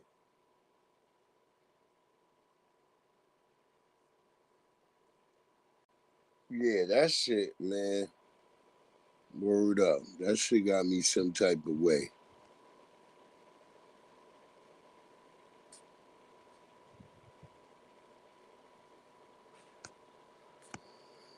Yeah, because, you know, I want to talk about this, too. I do want to talk about this. Yeah. Oh, and let's show her crackhead looking ass. Gotta show her. Wait, where's that crazy white boy at? I got a crazy. Yeah, I know y'all seen this shit, but hold on. I don't even know if I can find it real quick. This nigga was wild. You gotta show this nigga. Oh yeah, there he is. The nigga got his Care Bear package. Couldn't tell what that nigga was. Cow Dog, you already know.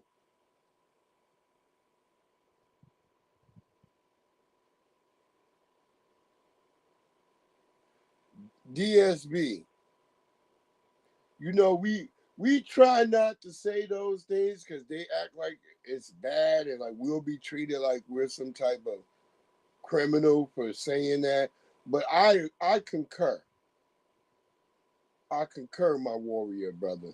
I concur. I told people, if anything like that crazy happened to my kids, my life was over right then at that moment. The minute they told me this shit, it's a wrap for me. I'm gonna play like I'm normal just for the moment that they around me. But I'm gonna go into planning and strategy the minute they walk out from around me, and I'll be taking action the minute after that. Once my planning and strategy and I can locate and find where niggas is at, oh, that it's on. And ain't no coming out of that type of shit alive. People like, wait, you would just throw your life away? Yeah, nigga, that's a wrap. For me, if something like that happened to my kid, it's a wrap. And it's gonna be hell. And there's gonna be a note on me explaining why I did what the fuck I did.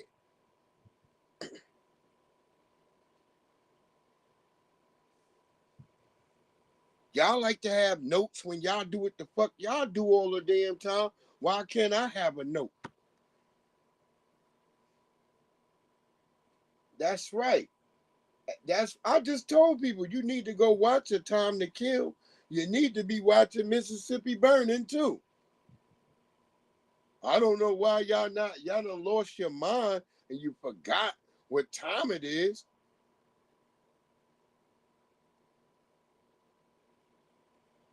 See, we didn't have to just rely on movies. Our uncles and our aunties told us, like, yeah, don't deal with them. They just gonna trick you to be like your friend, and then they gonna try to get you into something, and you gonna end up calling them a racist because that's what they are. I remember my aunt told me that. That's what they are. Like this crazy. This bitch look like a chick. I just saw a chicken that looked like this bitch Nancy Grace just the other day. Tell me you ain't never seen a chicken that looked like Nancy Grace. I saw one just the other day. Nolan Wells bombshell tonight. The dead teen's messages deleted after his body washes ashore. Caitlin, now allegations have reared their ugly head that his phone has been tampered with and items have been deleted. Explain. They had his phone, and when his mother was looking for his phone when he was missing, there were two different ways to identify it, either a Snapchat location or a Life 360 location. They showed different locations, which is very possible because one updates automatically, the other only updates when you open the app. But when she finally tracked it down, she says there was nothing on it from that day.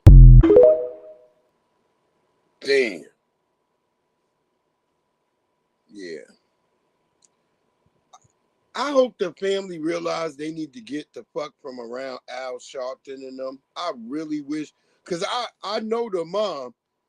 I've been following her on TikTok, and I sent her some messages, and she seems receptive. But the dad, this nigga done sent me a message. I'm about to bring the message over because I didn't have enough time to bring it over here today because it takes so long to download from TikTok. I don't know why. Because I had to email myself. The message again with the dad. Because the dad, this nigga came in, this nigga was angry at me. Word up, DSB, a lot of us got it at 6. That's when I got mine, like 6 years old, 6, 7 years old.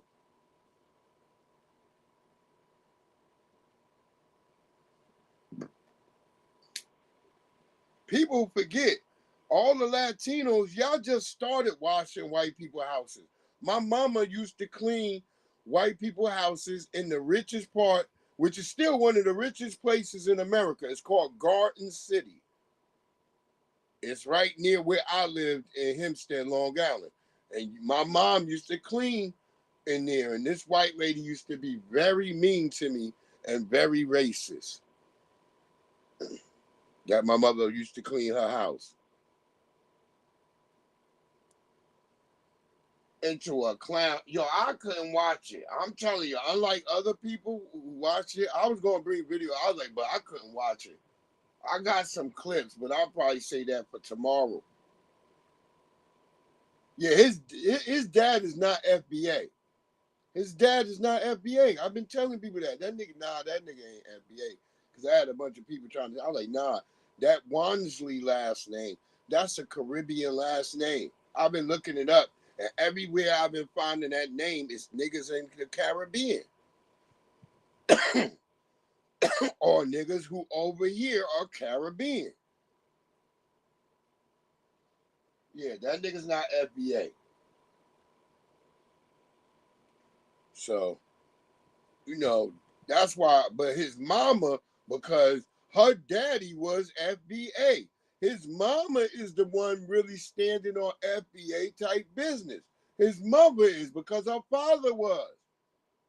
When her mother showed that picture of her daddy and he was a soldier, I knew that nigga was FBA right then and there.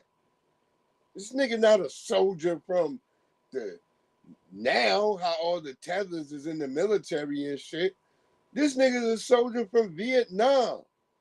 Niggas was deployed to Philippines, all these places. And her mother sound like an old black woman. Yeah, the dad ain't FBA. The dad is definitely not FBA. The mama got FBA side because her daddy was FBA. I could tell. I was like, as soon as I saw that brother, I was like, yeah, that's an FBA brother.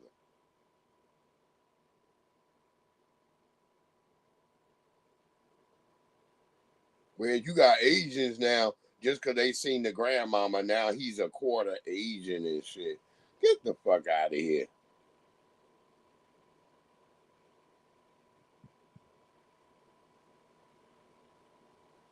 Yeah, when he said that he didn't want to believe the mama, did you see the way the mother looked at him though? Did you see how her head turned? She gave him that look like, what the fuck? She had that what the fuck type look. I was like, this nigga is a sellout. That's why I was like, I can't trust that father. He don't want to lose that white job, man. He don't want to lose it. Remember, and we had our brother who just won against I guess he was either playing for the Phillies, but there was a baseball incident and all the people were being very racist to our brother. But I wanted our brother, because he was talking on a couple of podcasts after that event, whatever happened, and that brother was. I think a lot of our young people are remiss that black people always play baseball. Y'all seem to forget. Y'all confused. Somehow y'all never seen Ricky Henderson, Dave Winfield. Y'all lost that black people always played baseball. We was the dominant motherfuckers of baseball.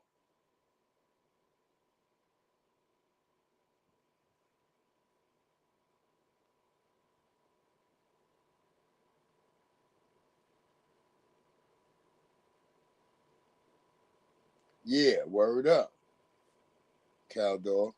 But I'm confused with that brother, because that brother was acting as if like there's not a reason black people aren't in baseball.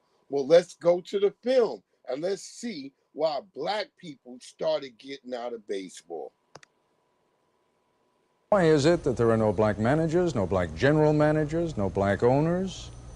Well, Mr. Koppel, there have been some black managers, but I really can't answer that question directly. The only thing I can say is that you have to pay your dues when you become a manager. Generally, you have to go to minor leagues. There's not very much pay involved. And some of the better known black players have been able to get into other fields and make a pretty good living in that way. Yeah, but you know in your heart of hearts, and we're going to take a break for a commercial, you know that that's a lot of baloney.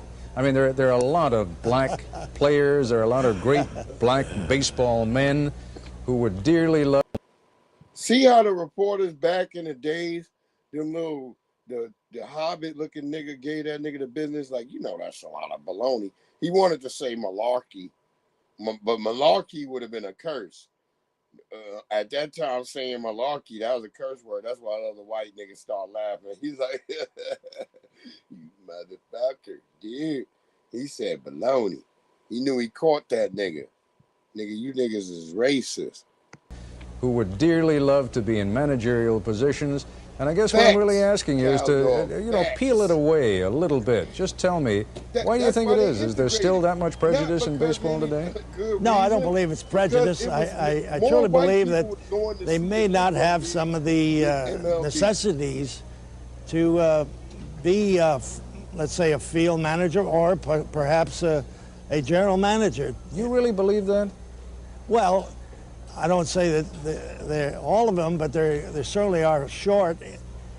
How many quarterbacks do you have? How many pitchers do you have that are black? Yeah, you know, But I mean, you know, I got to tell you, that sounds like the same kind of garbage we were hearing 40 years ago about players when they were saying, not really cut out. You remember the days, you know, they hit a black football player in the knees, and you know, no, that really sounds like garbage if you forget to say so. It's not garbage, Mr. Koppel, because I played on a college team, and the center fielder was black, and in the backfield at NYU with a fullback who was black. Never knew the difference of whether he was black or white. We were teammates. So it just might be that why are black men or black people not good swimmers? Because they don't have the buoyancy. Oh, it may just be that they don't have access to all the country clubs and the pools. Oh, that was that old trope that niggas had bones, thick nigga bones, so a nigga couldn't swim. He just said that niggas didn't have buoyancy. Do you listen to this? This is not that old. This is 1987, my nigga.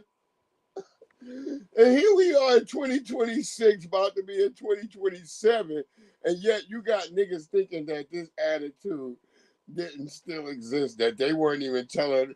Well, they were. He didn't have no grandkids, right? No, it turns out he had 19 grandchildren.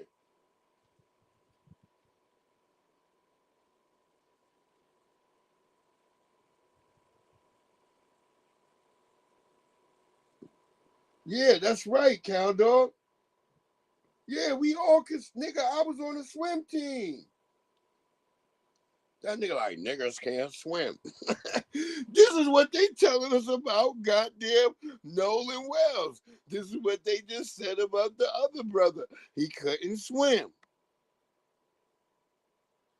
Ain't that white guy just got in trouble because his joke was about black people allegedly couldn't swim? Then where they're getting that from? I blame it on the parents. I blame it on the parents. The same way anything happens to black people, Mr. Officer Tatum, you blame it on the black parents. But whenever a white devil does something, oh, you got all these excuses. Yeah, he probably had to go somewhere with black people. They make all types of weird excuses. Like, he had a bunch of weird excuses. But Teslin Figaro was checking his ass. Shout out to Teslin. You still my sister. I still fuck with you, even though some niggas be tripping on you. I met you at the rally for reparations. And even when up close, you would smell good and you let me hug you. Oh, God, I still remember that. I still remember that hug. Like, God damn, like a weird nigga. I be dreaming. I'm like, she was so soft. Ooh, hallelujah.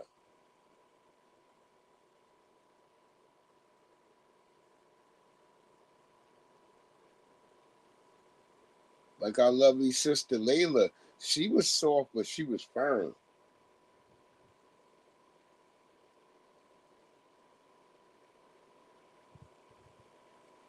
Right there, DSB.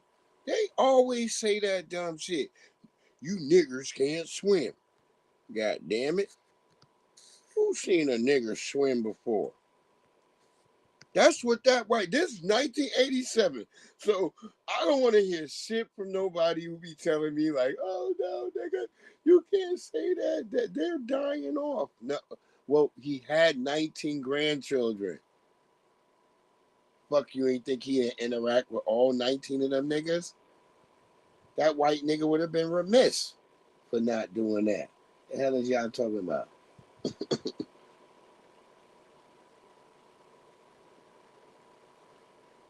I just be telling the truth. That's it. You don't gotta believe what I got to say. You either figure it out, as like Nelly Fuller Jr. said, I'm not into telling niggas what to and not to do. You either know this shit or you don't. I don't give a damn. I tell my children, they better know. Nigga, there's consequences, nigga. That's my kids. That's why I was saying about King Supreme. When you talking about, and yes, sir, I can only deal with the bitches in my circumference. That's it, family. That's it. Look at this shit. Yo, the real video is long as hell. The real video is like 7 fucking minutes. But the cops had to deal with this, yo. This shit crazy right here. Huh?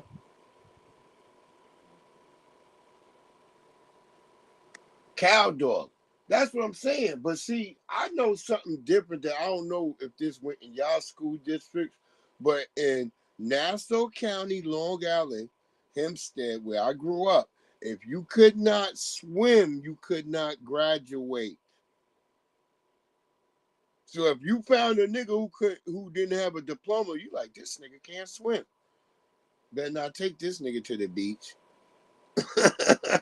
A nigga who didn't have a diploma, you was like, yeah, that nigga probably didn't pass the swim test. That was more than likely it. 9 times out of 10. And so a lot of black people used to call that shit racist. But not me. I was on the swim team. I could swim. My best friend, Lil Raheem, that nigga on the swim team. He was a swimmer. If your ass couldn't swim, you did not graduate. That was all of Long Island. You know, even white people. You couldn't pass that swim test, nigga. You wouldn't graduate. You had to at least doggy paddle, nigga. That's all they was telling niggas. I used to tell people, like, nigga, get in there and doggy paddle. Can you at least come to the top and doggy paddle? They're going to drop you in the deep side, nigga. You got to at least get to the top, nigga. Frog, do that frog shit, nigga. Get yourself to the top and then doggy paddle. Long as you can doggy paddle to the edge, nigga, you going to pass. Some niggas was just terrified of that shit, though.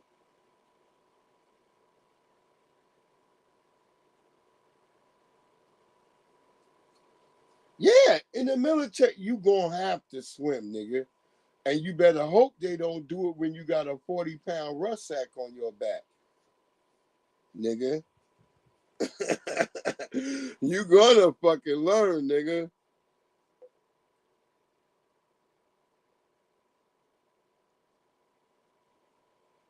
It's like your ass ain't never climbed a hill or a mountain. You gonna learn to climb a hill or a mountain, nigga.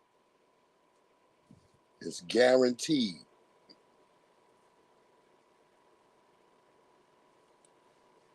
That's why I always loved that part of Full Metal Jacket.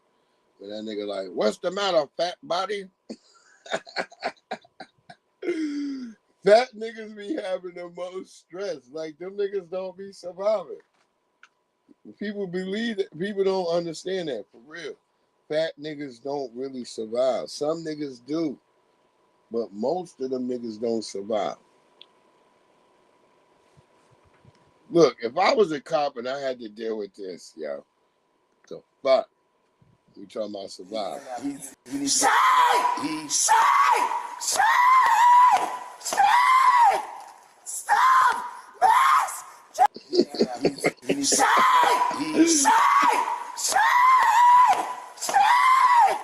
Stop! Mass! Jiggling me! What's the problem? Why do you let those kids get away with this? They are not supposed to be here! If you don't lower your voice, I am going to put handcuffs on you and I'm going to take you to a Baker Act facility. You lower your voice. Are you threatening me? Hold on, let me take this guy. Can we get a...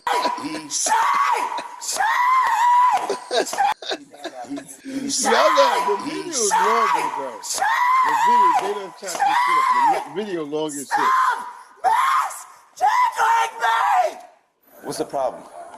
That's right. Why do you let those kids get away with this? They are not supposed to be here! If you don't lower your voice, I am going to put handcuffs on you, and I'm going to take you to a Baker Act facility.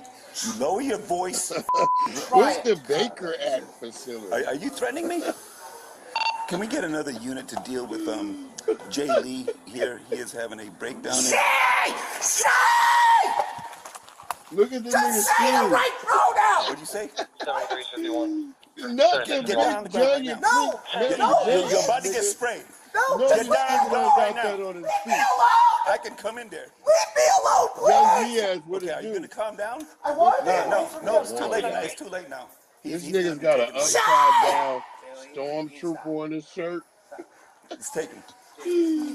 I just want to get away from him! I understand that. He needs Shay! Stop!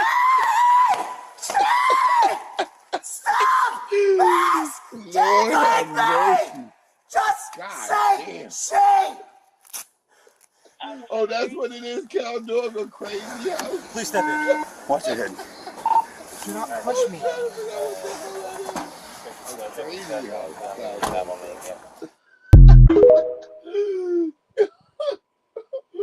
Fraggle Rock was smashing out, y'all. This nigga, yeah, it went crazy. They had to fight that nigga and take him down.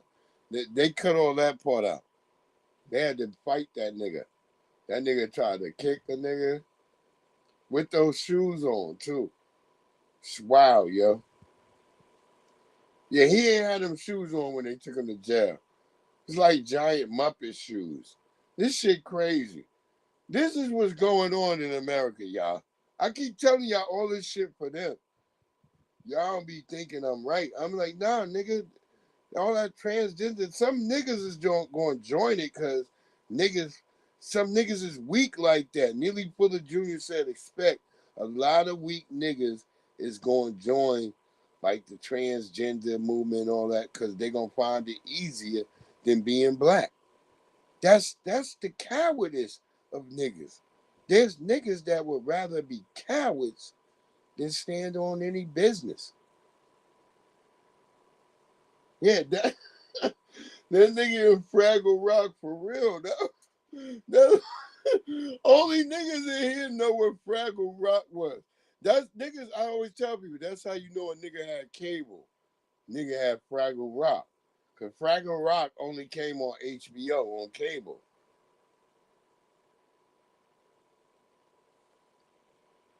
See, I used to watch Fraggle Rock before I went to school every morning. Because in New York, you had to be at school by 7:30. I don't know about everybody else, but in New York, you had to be to school at 7:30. I don't give a fuck if it's a blizzard outside, nigga. 7:30, that bell ringing.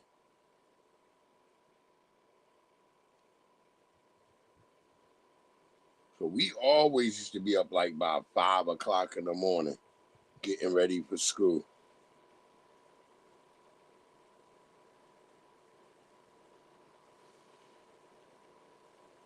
Your ass had to be at that bitch. It was 7:31. These kids, my kids was going to school like 9 o'clock, 10 o'clock.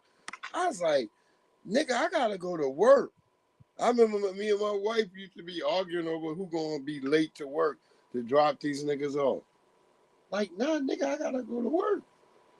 I'm like, nigga, we gotta go.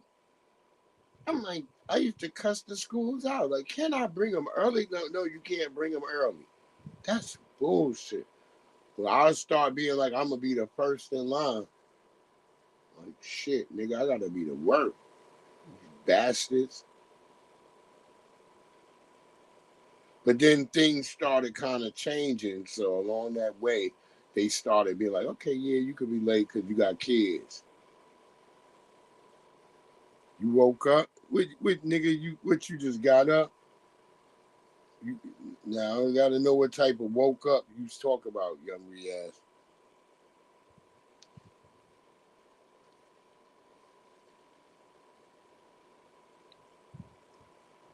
Don't worry, nigga. I gotta go to work. I'm up still, and I'm gonna come through and do a live after I get off from work. You know what got me doing this? An old bitch at my job. The bitch looked like she could be married to one of the hobbits and shit. That bitch told me She was going all the way to Hershey Park, and she was like, "You know what's crazy, Breeze? I still got it," because she know my name is Breeze. She's like, "Breeze, you know what's crazy? That I still got to be here at 5 o'clock in the morning for work. I'm probably ain't gonna get home till 2 o'clock." I wonder if that bitch made it or she called in. I'm gonna ask tomorrow. I just thought about that. I was like, "Yeah, I'm glad I did start talking about this story because I'm gonna ask tomorrow." Be like, "Did that bitch show up?" Word up. Shit, I ain't gotta be that bitch to 8. I'm telling y'all, that was the craziest shit. If you ain't here last night, I was telling y'all that y'all talking about the snake across the path.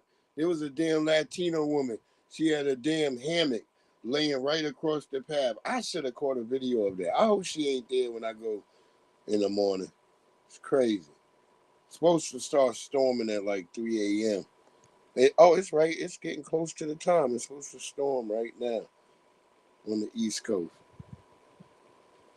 But yeah, I don't know how to deal with that nigga. That nigga was a crazy Muppet nigga. That nigga almost... Yeah, the video is actually longer. I watched the whole shit on YouTube first. Then I went. I was like, let me just go, because I already follow the New York Post, because they be doing their bullshit. And I gotta go over there. I guess I'm gonna go over to Jesse's after done, because I think I got 1 or 2 more stories. Then I'm gonna get out of here. I ain't gonna hold y'all up too much long, family. Because, you know, these be shit I don't normally post on my... Yeah, I want to play this shit too right here. Because I find this... It's like, all right, I could blame Trump for certain things, right? But when you tell me that this was going on but prior to Trump, that you can't just put shit on Trump just because now Trump said, "Hey, it's DEI." I don't know. Stephen Miller is the one who came up with the DEI thing. Y'all still don't get that part. Trump didn't ever even come up with that. That's not Trump language. Fuck.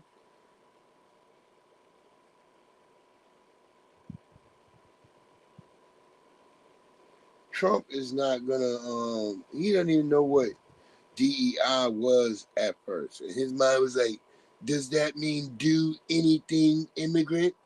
Because the immigrant will cut your lawn. He might even cut your butt hairs on your backside. You know, I'm very particular. Only on Trump's golf course. Only illegal immigrants. Only illegal immigrants. Only on my golf course.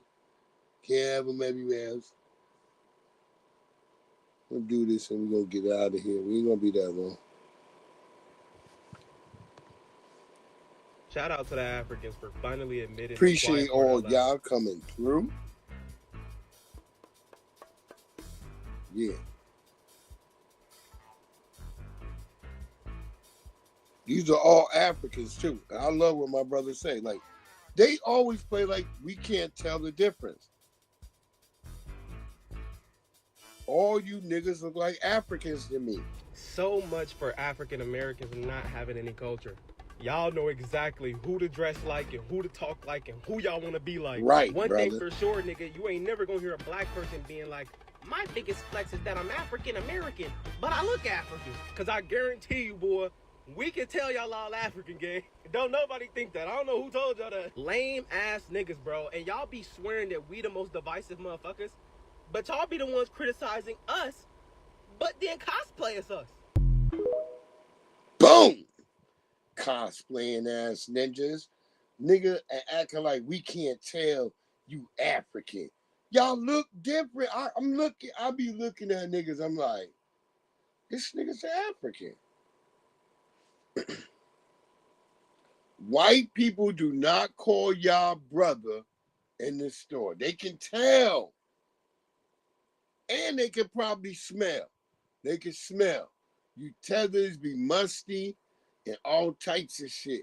This is being honest. I'm not even hating on y'all niggas, but you be musty. I don't know how you show up to work already musty, but you, if you was working at work, I ain't got no question about you. Like, yeah, this nigga might be musty. But yeah, Y'all be musty. See, a nigga like me, a FBA nigga, you know what? I ain't never musty. I'm always fresh. I take my bath in the morning, at the evening, all that. When I get up to work, if I feel like something like my deodorant been broken when I'm at work, guess what? Because I'm like, yeah, I've been working too hard. I feel like this deodorant might break. Guess what, nigga? I got deodorant in my locker, nigga. Root work right in the locker, just sitting there. So I can put on a new root work. Don't rarely break, but some days it's been real pressurized where it's like, nigga, I've been up here on the top of I've been at the ceiling in this bitch a lot, and hot air rise. So you trapped up at the top. If you up in the top in the elevator or you in the ladders, this heat is so hot up there. Yeah, a tether scratch and sniff. The niggas act like that. We don't know like who they are. Like we not even we don't even be thinking about y'all, but we are saying stop playing like we don't know, bro. Nobody's hating. Nobody's hating. This thing must have had sex. Y'all seen all them Benzino dogs. If you fuck with me on Instagram, especially, you know I've always posted the Benzino dogs. What the fuck is this? Has this been having sex with the Benzino dog? What am I looking at? A mysterious raccoon named Jimothy is stalking Seattle. Known for his unusually short and spherical body, the raccoon has become a local legend. Kind of like a local celebrity in Bel Air, so I would love to see him, IRL. Kind of almost a little supernatural. Resident Kiana Hall says it all started when she was on a walk with her husband, and she captured video of an animal scurrying across their path. I thought that it was a cat, and I love cats, so I decided to take a video. Hall posted the video to social media where the mysterious creature racked up millions of views and the legendary Jimothy was born. Me and my husband saw him and he looked like a Jimothy to us. Now others online are sharing their own Jimothy sightings as well as fan art of the odd-looking raccoon. It appears that this raccoon has a congenital spine shortening disease. So it does look quite unusual, but it is a condition that happens in other mammals as well. I think Jimothy is going viral because he is the Benzino a silly little dog guy. body. Times are hard for everyone, That's how and Benzino I think look. everyone needs a little bit of Benzino joy got and that same silliness in body. their life right now. That's why we call him the Benzino dog, because they look like Benzino body. Because I remember Benzino got mad at Super 814K. Because that nigga was calling them the Benzino dogs. It's a Benzino raccoon. It's got the Benzino body. Y'all know the rapper Benzino, right? That's what that nigga look like.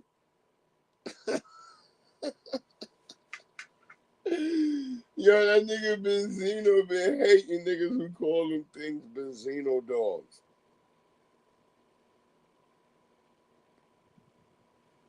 I remember I had a nigga on my Instagram. I'm like, yo, who the hell is this? That nigga wrote back like, nigga, you know who the fuck this is? Quit losing my name. It was Benzino. But he came under another goddamn thing, and I was able to track it back. Like, yeah, nigga, this is you. Benzino. Yeah, they be musty as hell, man. They don't be like fresh like us.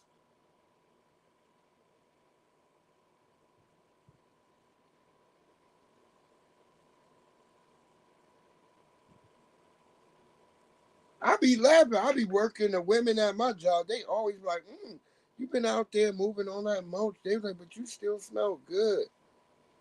Like, yeah, bitch. That's what the tethers be mad at. That nigga be getting all them compliments because the nigga is fresh. We don't be in there and like, nigga, I could work, but I know like if I'm like, okay, I feel like my deodorant, I got a thing of fucking root work right in my motherfucking locker. There's root work right in there.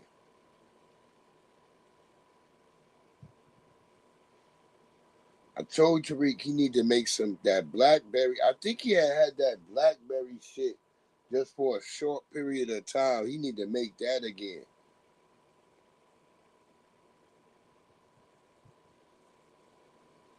Because you can get a subscription for the root work where they send you like 6 of the joints at a time. They come in a nice ass little box. I have to say Tariq did a good job with that. Because that shit come in a really nice package. Like when you buy shit from Tariq, that shit don't come in no bullshit packaging.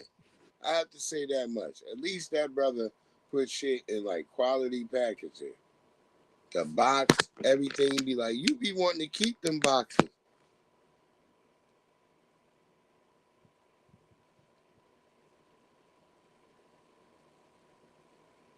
Cause he got a monthly package.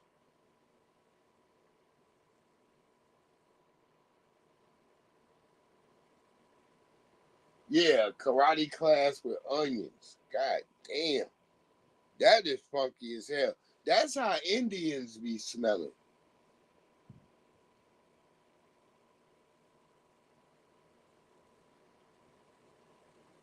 Oh, and they feet be ashy and crusty as hell. Oh, they feet be fucked up. And they women don't know how to really wear a bra. That's like a thing you know too. You learn like, wait, why she got her bra like all out looking like that in the open?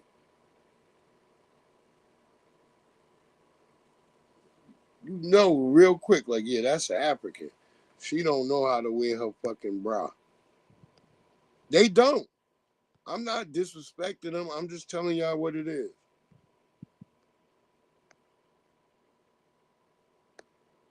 This creek, where black churches once baptized their congregants, now has fecal bacteria in it. That was all going to change until Trump labeled the initiative DEI. Welcome to the nightmare that residents are currently facing in Dewey City, a historically black neighborhood in Thomasville, Georgia. Dewey City was the first neighborhood in Thomasville where black residents could build homes after the Civil War. The government chose not to maintain or invest in this neighborhood for generations through redlining. Homes now have mold and asbestos, and this creek, where black churches once baptized their congregants, now has fecal bacteria. That was all going to change until Trump labeled the initiative DEI. Welcome to the nightmare that residents are currently facing in Dewey City, a historically black neighborhood in Thomasville, Georgia. Dewey City was the first neighborhood in Thomasville where black residents could build homes after the Civil War. The government chose not to maintain or invest in this neighborhood for generations through red.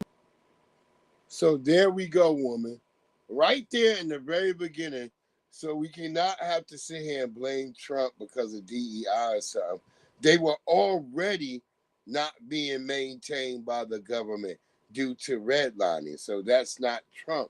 That's the government as a whole. And we've had presidents that were Democrat. We've had a so-called black president. And yet this place wasn't taken care of. So this is where I get weirded out when they always kind of, this is where I don't, because like, look, we know what Trump has done. We know the bullshit. We already know. But this has nothing really particularly to do with goddamn Trump. It doesn't.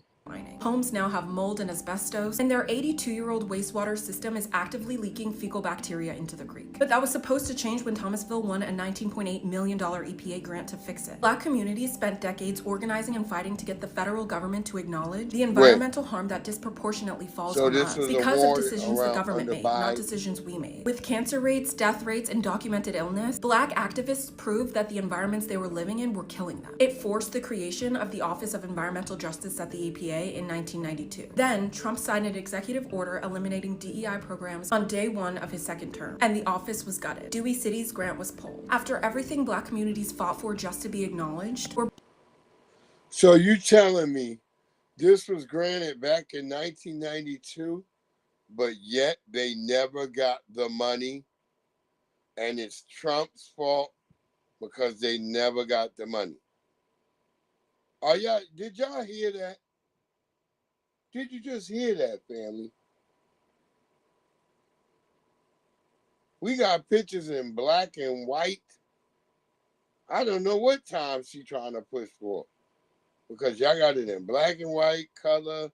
You don't know what you're doing, but then you're going to tell me that it was awarded in 92, But yet somehow they never got the money. But that's Trump's fault. All right. Back to the government deciding that our health and safety isn't their problem. Again. That doesn't make any sense. It's all the government then. It's not just Trump's government.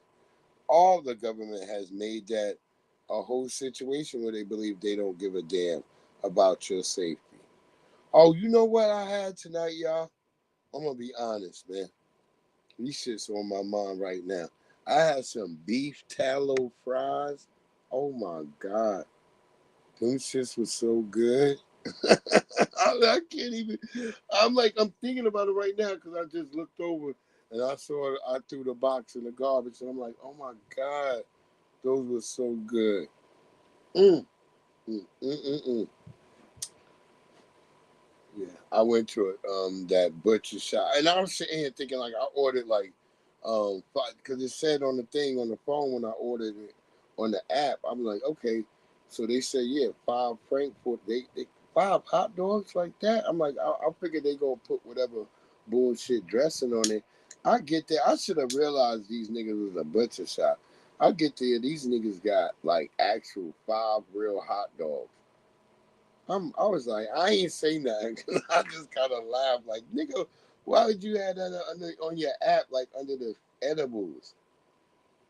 So I'm gonna cook them shits when I get home.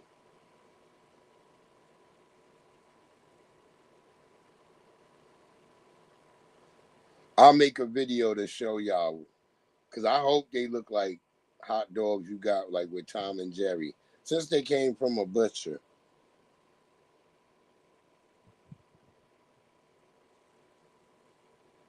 Remember when that nigga Jerry and Tom, them niggas would bust up in the goddamn butcher shop. I think Tom worked in the butcher shop. You know, he's supposed to get the mice, but Jerry ass was in there. Fucking mice. I hate them niggas. Just like squirrels.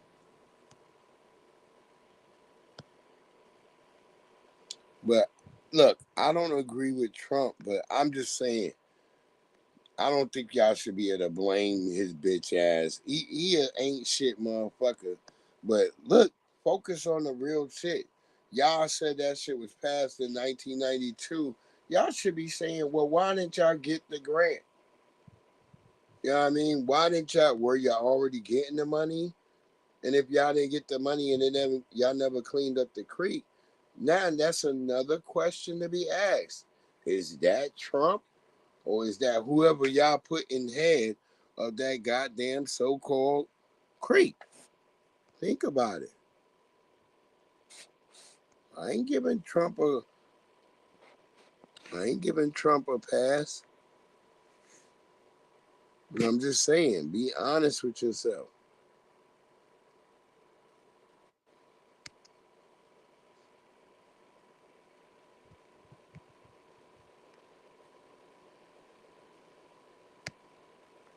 I want to, I don't know if any of the Atlanta family in here.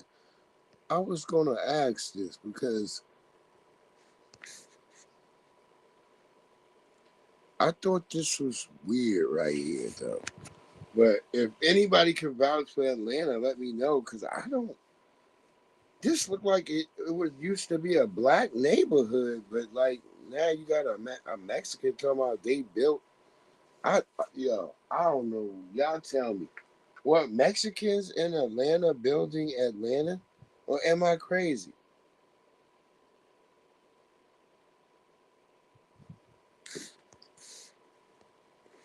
Am I crazy, y'all, or were Mexicans building Atlanta? Somebody tell me in the chat. Because this chick, and they using a major story, they really trying to erase niggas. I keep trying to figure out, the house you showing me, I'm pretty sure somebody black lived in that house before your Mexican family did. But y'all just tell me. Hold on, let me see if the story ready.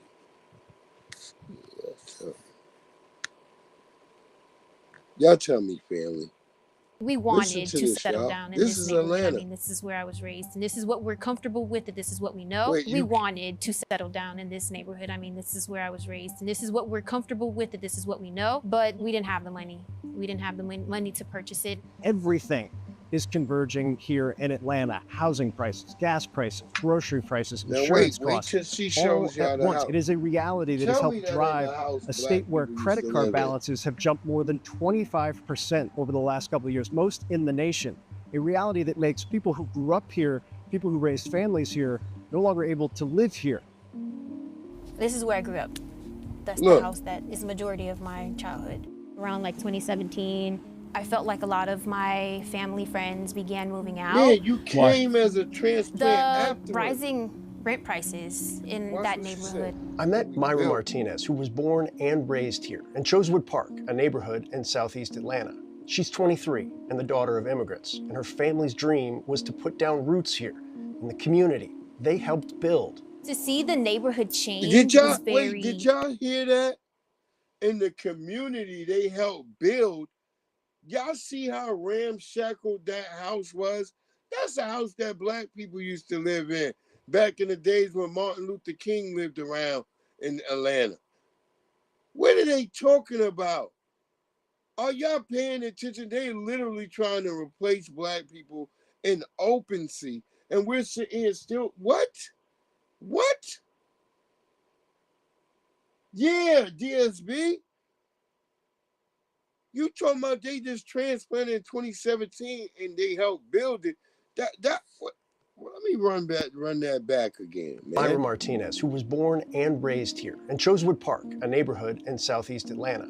She's 23 and the daughter of immigrants, and her family's dream was to put down roots here in the community they helped build. To see the neighborhood change was very painful to me because I felt like there was nothing I can do.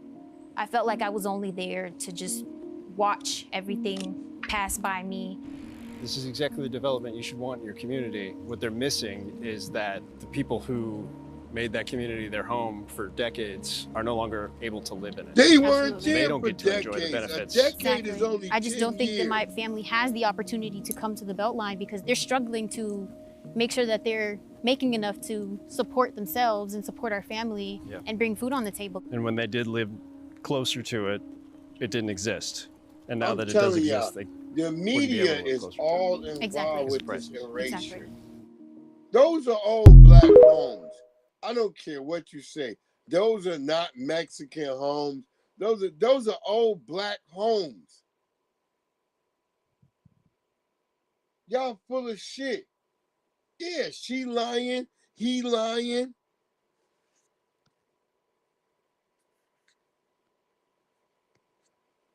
Lying ass motherfuckers.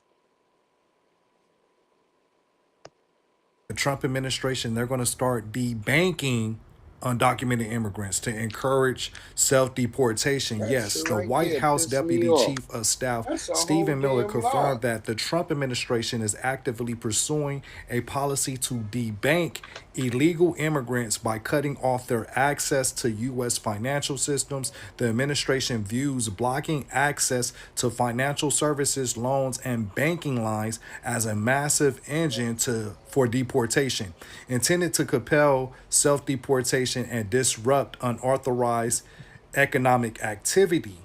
The Consumer Financial Protection Bureau, under Director Russell Vought, issued guidance authorizing and in some cases requiring lenders to consider immigration status and work authorization when assessing loan repayment abilities. So yeah, this is going to be a major game changer. And Stephen Miller said they're going to start meeting with more financial institutions. The Treasury Department just issued new guidance to financial institutions, to banks. And so the next step in this process is us meeting individually with banks and financial institutions on cooperating with us to remove illegal aliens from the banking system. Once illegal aliens lose their access to capital, that is going to, again, be a major driver of self-deportation. And this is a game changer. Let me know what you think about this new policy, what they're doing going forward to debank undocumented immigrants. Yeah, see, and we told y'all, and all you people voted for that nigga, and look at all the shit and weapons and shit he throwing at y'all. All you Latinos for Trump. Didn't they have a whole thing, immigrants for Trump? Now, this was crazy, this situation. But I was trying to figure out, yeah, I don't know, but it's a wild story. The type of mom she was. Like, she would have did anything to save her kids, and that's what she did. That's the type of mom she was. She was a hero. She loved all her kids to death. And we love her to death too. We would have did the same thing for her. Defino de Vega is holding on to memories of his mom, Nicole Grayson, a mother who lost her life trying to save her youngest son. He says she was fishing with his little brother Saturday when one of them fell into the St. Johns River. My 3-year-old little brother, he drops, I guess he something dropped in the water that he had, toy or something, and then I guess he was trying to get in. He slipped in the water. Deep. He slipped away in the water, and then my mom, I guess she panicked, and she. Yeah, your mama had to have panic, but the one thing I'm saying, why are y'all letting a 3-year-old nigga in the goddamn river? He's 3 years old. 3-year-old niggas got to be way up on the grass. You little stank. You stay back here, little stank. Like, you don't have a baby at the edge of the river where all those slippery rocks and stuff is. Like, what the hell? What was his mama thinking? And she ran in the water and tried to save him. And mother's instinct kicking in. Without question, Grayson jumped in to save her son's life. The Volusia County Sheriff's Office says after Grayson went into the water, a witness flagged down a boater who threw life preservers to her and her 4-year-old. Investigators say Grayson kept her little boy above the water as she began to drown.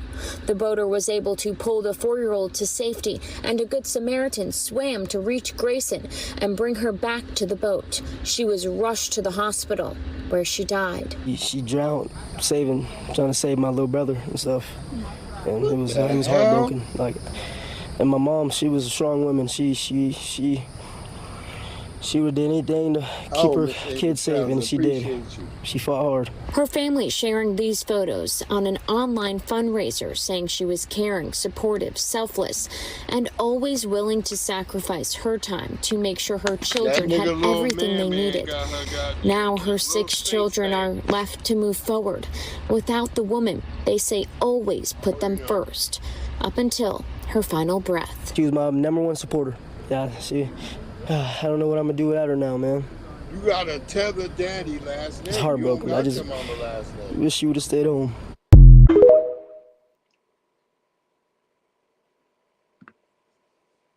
See the pictures your mama got? She ain't got no picture with your daddy. No nothing. That's why little stank got her drowned. Because he's out there. I can see the nigga you're holding in the arm. That's him, little stank. Who's graduating? Your mama, nigga, or is you? God damn. Those pictures don't make me think like, man, she was making the right decisions. And I know people like, yo, Breeze, that's wrong. Too many colors going on. You got all the kids in pajamas. Is that all your kids? 1, 2, 3, 4, and little stank is 5. Wait, where's the 3-year-old nigga? Because that's a big nigga that's sitting down at her feet. Little stank the size of a 7-year-old nigga. She was only fucking basketball players. Funky bitch. No, I'm just talking shit, but yeah, whatever. I wish she wouldn't have had her child at the river's edge. I mean, you just don't let babies. When you go fishing, the baby got to be way up on it. Even if they can't really fish, when it's those sloped edges, you don't let your kids kind of get that close. It's like you just be like, And if you noticing, especially if you fishing on a river and you paying attention to the current, and that's just going really fast, Yeah, you don't want your kids there.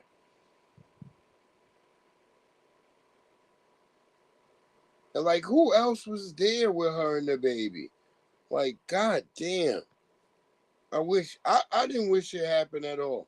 I'm praying for her and the baby. I think little Stank made it back to shore. As the young brother did say, he think his mother panicked. And that's crazy.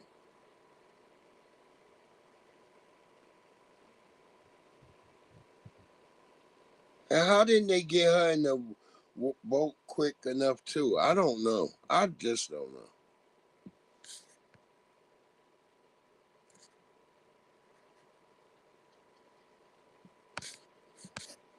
Remember that other story we was talking about yesterday too.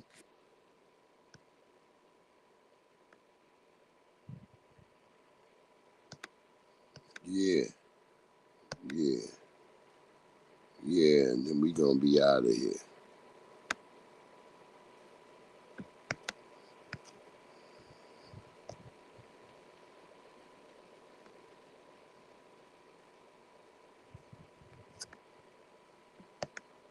Yeah, and now they got another case that's going on right now.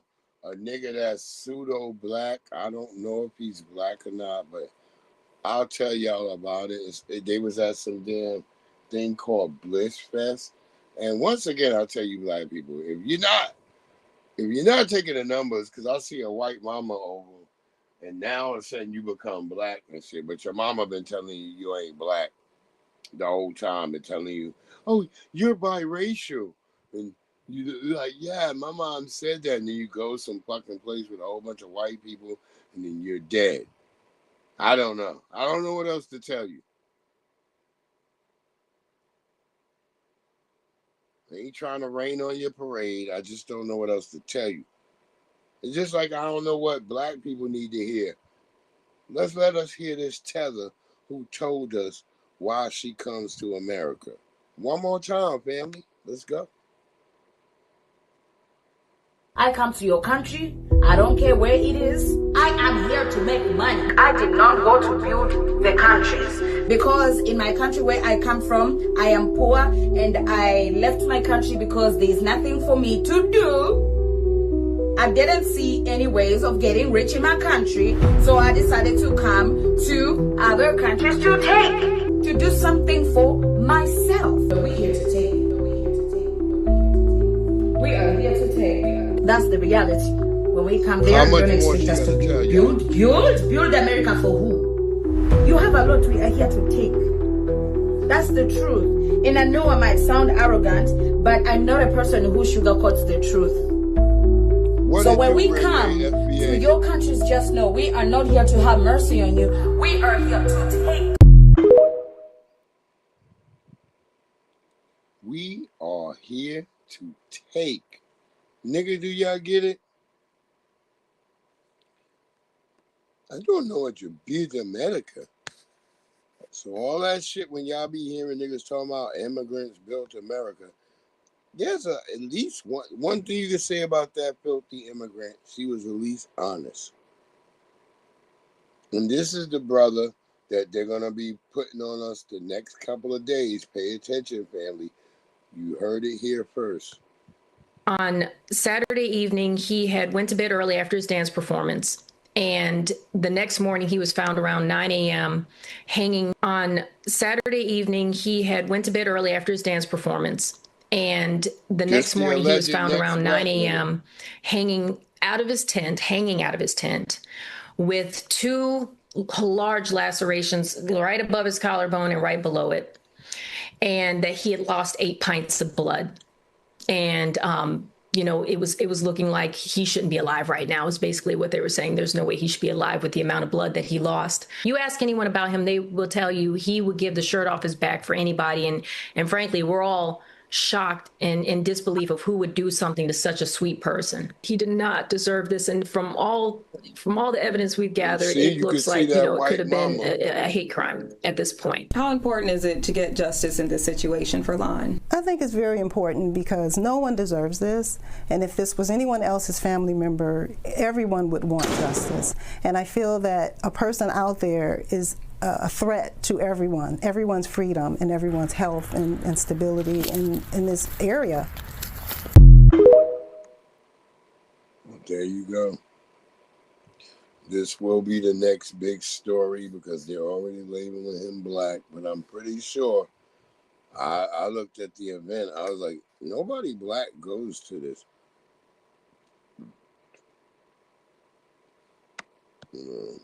So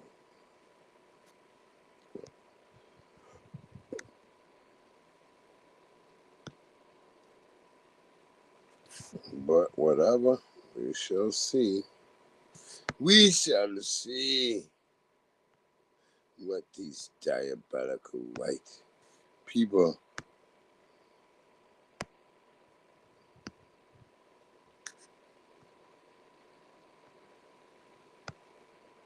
On Saturday evening, he had went to bed early after his dance performance. And the next morning he was found around 9 a.m. hanging out of his tent with two large lacerations right above his collarbone and right below it. And that he had lost 8 pints of blood. And, it was looking like he shouldn't be alive right now is basically what they were saying. There's no way he should be alive with the amount. We don't know. Was she protecting her daughter, or was she making a serious mistake? This Tennessee mom's murder case is dividing the internet right now. Let me break it down for you. Kendra Scott was arrested after allegedly shooting and... Was she protecting her daughter, or was she making a serious mistake? This Tennessee mom's murder case is dividing the internet right now. Let me break it down for you. Kendra Scott was arrested after allegedly shooting and killing a 20-year-old man after finding him hiding under her 13-year-old daughter's bed. Kendra's lawyer called the situation the worst nightmare of any parent of a 13-year-old girl. It all started when her daughter told police that she invited Rodarius Morton over around 1 a.m. When her mother, Kendra, got home, though, she pounded on the door, questioning who was in her home. When Kendra got inside the room, she allegedly found Rodarius hiding under her daughter's bed. According to the daughter's statement to police, Kendra had said in the past that if she sees a boy in the house, I will put a hole in his ass. The written statement says that she chased him outside. The sound of a gunshot alerted neighbors to the situation, with a neighbor later telling police he found her outside holding a gun with Rodarius dead on the floor. She allegedly told the neighbor, I shot him. The case has since exploded online. Some believe she acted like any parent would, but others argue that once the man was outside, deadly force was not justified. She's now charged with first-degree murder and employing a firearm during the commission of a dangerous felony. Kendra told police, I did what I had to, according to the written statement, but whether her actions were legally justified is now a question for the courts. I'm sorry, sister, but you're going to jail, unfortunately. I don't agree with him being in there with your daughter, but at the same time, you shot the damn derelict when he was outside and in the back of the head. And you a woman and you black, you're going to jail. That's all. That's all I got to say about that, family.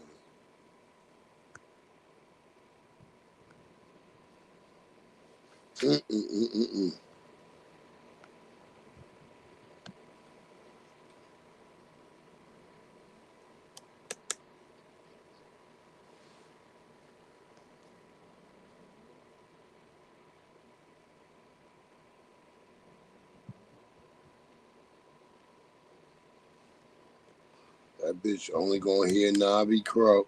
She only gonna hear Navi crows.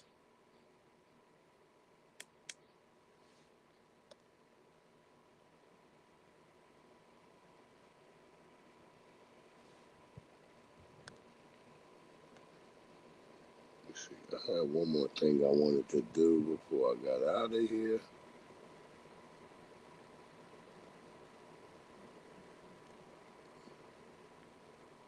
Every stream is cooperative.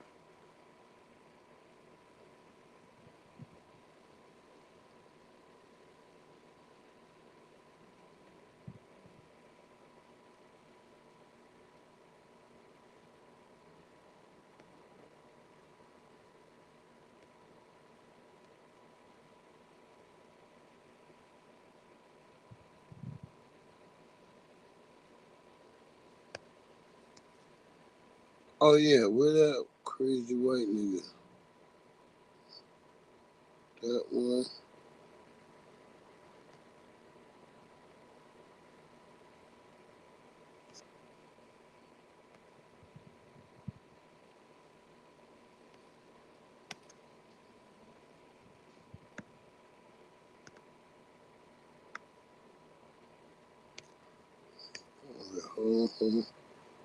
Nazis. Where that nigga at? Who? Oh yeah, there it is. And we get that one right there.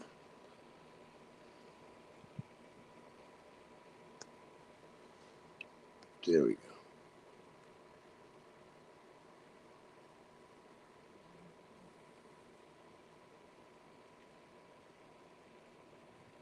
Exactly, DSB. She going to jail. It's like I feel bad for her, but like, fuck this damn system. She going. They put her in jail, and now your child gonna be out there doing God knows whatever. Unless the father step in, we don't know.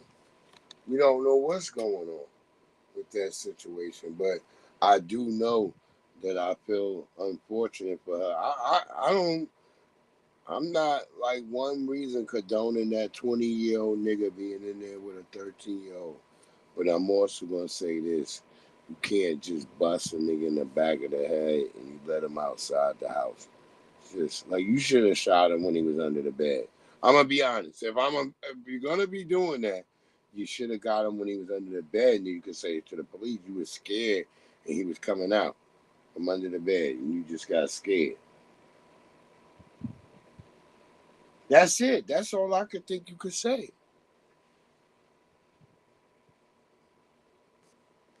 Look, niggas is trying to memorialize Hitler, and niggas ran up on them niggas.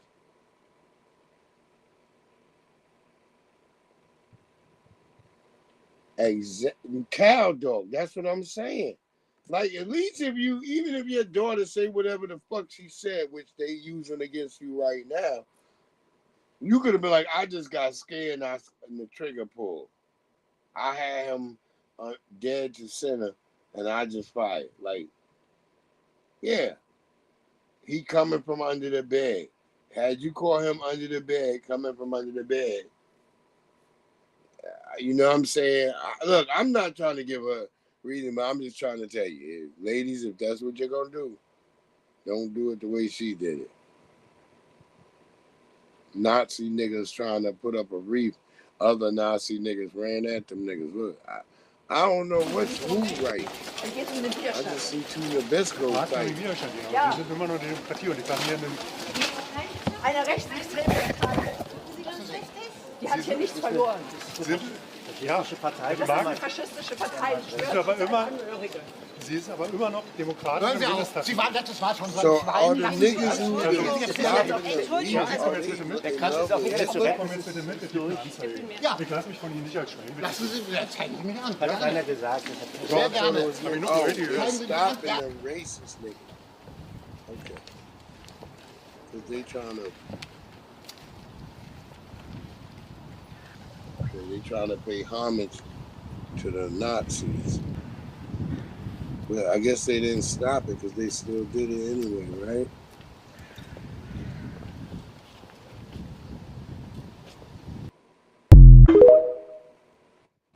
Yeah, and them niggas probably got a house over here in Virginia.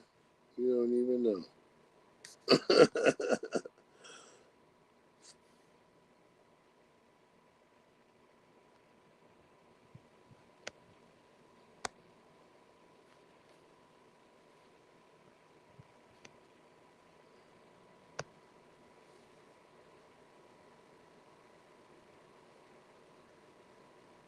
Yeah, I saw that. Look at this video. It happened around 8:30 this morning. Law enforcement says a man approached the location here, ignited a fire, set off fireworks, and menaced pedestrians with a firearm. Law enforcement took a man into custody. Moments later, they led him into the building. Multiple law enforcement sources tell CBS News this was an anti-ICE attack, that the individual was armed with guns and commercial-grade fireworks. CBS News law enforcement analyst They said that Richard nigga was a Esposito. former soldier. He had air rifles with him, the kind of things that you might use in paintball type events. A helmet, halogen lights. I asked him how troubling is it that the man got this close to the building. It's Manhattan. And that building is a large building. As you know, it looks like a city block. And there is a security perimeter around it, right? There are barricades, bollards to stop vehicle attacks, substantial uniform presence, patrol cars parked outside, both police, federal service. People come in and out of that building all the time. They go to see the FBI, to go to immigration, Customs is in there, I believe, and border. And what's troubling is that someone thought this was a way to protest. The FBI assistant director in charge of the New York field office said this earlier. At this time, our Joint Terrorism Task Force is investigating this as an anti-government attack on a federal facility. The FDNY says 4 civilians suffered minor injuries. One was taken to a hospital. The suspect's cart is over there, and it says, "Ice off our streets." So there y'all go. They sit around doing terrorism, God knows what. They ain't gonna do nothing to the nigga. I'm almost certain. I'm certain they're gonna let his ass off. Go ahead, brother, and then we're gonna be out. Is the identity of a Haitian, right? Who would you like already know that, DSB. What was your journey like into, saying I am Haitian, into taking on this banner? What was it like? I think for me, it was there was a duality in it. And I say that in the sense that my parents came here. They were probably like the first of their family that came here. And so community was a really big thing, and they were very rooted in that. And so growing up, I actually didn't even learn how to speak English until I went to like daycare, because it was just like your full-on Haitian household, Haitian food, like music, everything was Haitian. And I remember growing up, when I learned how to speak English, I would go home and be sassy and talk in English, and my mom would always shut that down. And she's like, when I speak to you in Creole, you respond to me in Creole. And so with my little attitude, it's like, why? Like, I speak English and da-da-da-da. And she's like, you're Haitian. And she was just like, but most importantly, like, your family's Haitian. Your grandmothers are Haitian. And so when they come here, you're going to be expected to communicate with them. And so I was like, okay, not really sure what that meant. I grew up and went to predominantly white schools, so I would align more with like the Black experience and being a Black person. And I would say that it wasn't until high school, when I went to a school that had a lot more Haitians, I was able to see the difference. And then in college, doing your research, learning about your culture, recognizing like the mix of what my family is and who I am. So I used to identify as like Haitian American. I now identify as Haitian, who was born in America. Y'all hear that?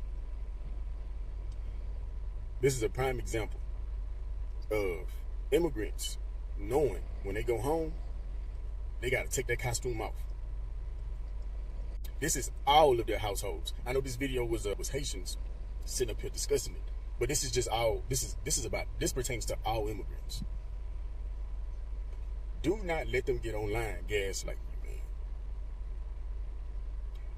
When they step outside the house and they cloak themselves in your Black identity, just know when they go home, they got to take that costume off, because their families see that as a spit in the face.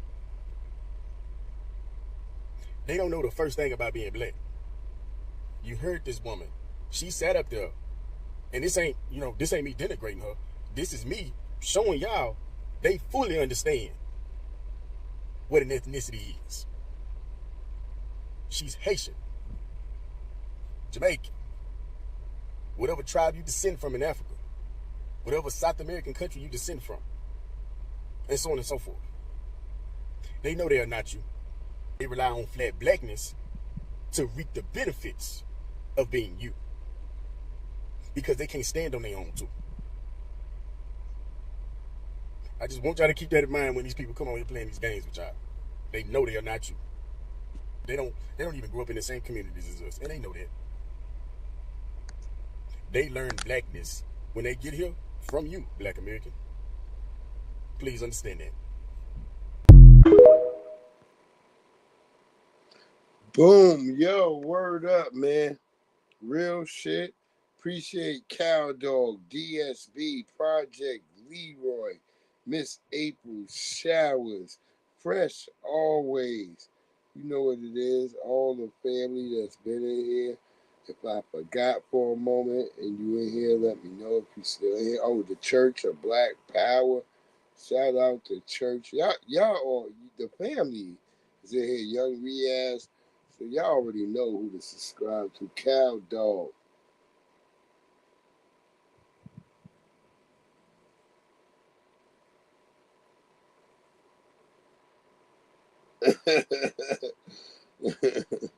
Word up, word up. Cow Dog. Big E came through the motherfucking house.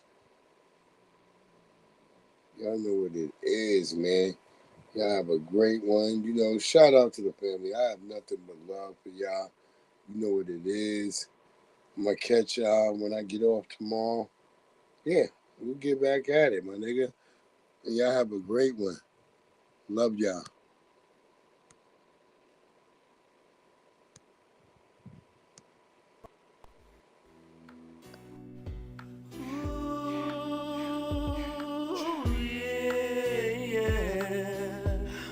Remember you. Do you remember me? Yeah. Remember playing at the sandbox, popping those pop rocks up and down on the seesaw, merry-go-round. Ashes to ashes, we all gon' fall down, climb up the slider board, we all take a free fall. I remember you. Do you remember me? I remember you. Do you remember me? I remember you. Do you remember me? I remember you. Do you remember? Remember Transformers, Hasbro, G.I. Joe, Tyco, Race and Tracks, I'ma take you back. Turn back the clock, sit back and watch Air Raiders crash through my Lego blocks. Lego, my ego pops. I heard Mikey die for drinking Coca-Cola and eating those pop rocks. Jump rope, how to go get it in hopscotch. Tic-tac-toe or connect the dots. We were so young, we even wanted to be cops. Where did we go from there? Now they run up in that crib like the Thundercats did memorize there. But they ain't find my right there. Hustling, picking their baskets for Yogi Bear. Boo-boo, get the champagne, pop the cork. Heard the Smurf blocks, got shot up by the snorks. It was the hobbits that ratted out the orcs. Now they got the mighty dog going up through court. Voltron, Go Box, the war report. Lincoln Laws, we all went and built our forts. Super soakers often run out of ammunition. Visionaries, a Pokemon for Christmas. I had a gun to Robotech on my wish list. Special Ed Cat said, man, you must be on a mission. That's a lot of Play-Doh, spit through long division. Under the waves, Aquaman on a mission. Here under the sea, Sebastian the Crab was holding the key. He said, who the Fantastic Four was fucking with police? Should they cook up the raw, then they give it to me. Acting like a fish that's out of the sea. Started twitching, bitching and snitching. Astro Boy, man, he's the real OG. Him and SpongeBob SquarePants make $500,000 every week.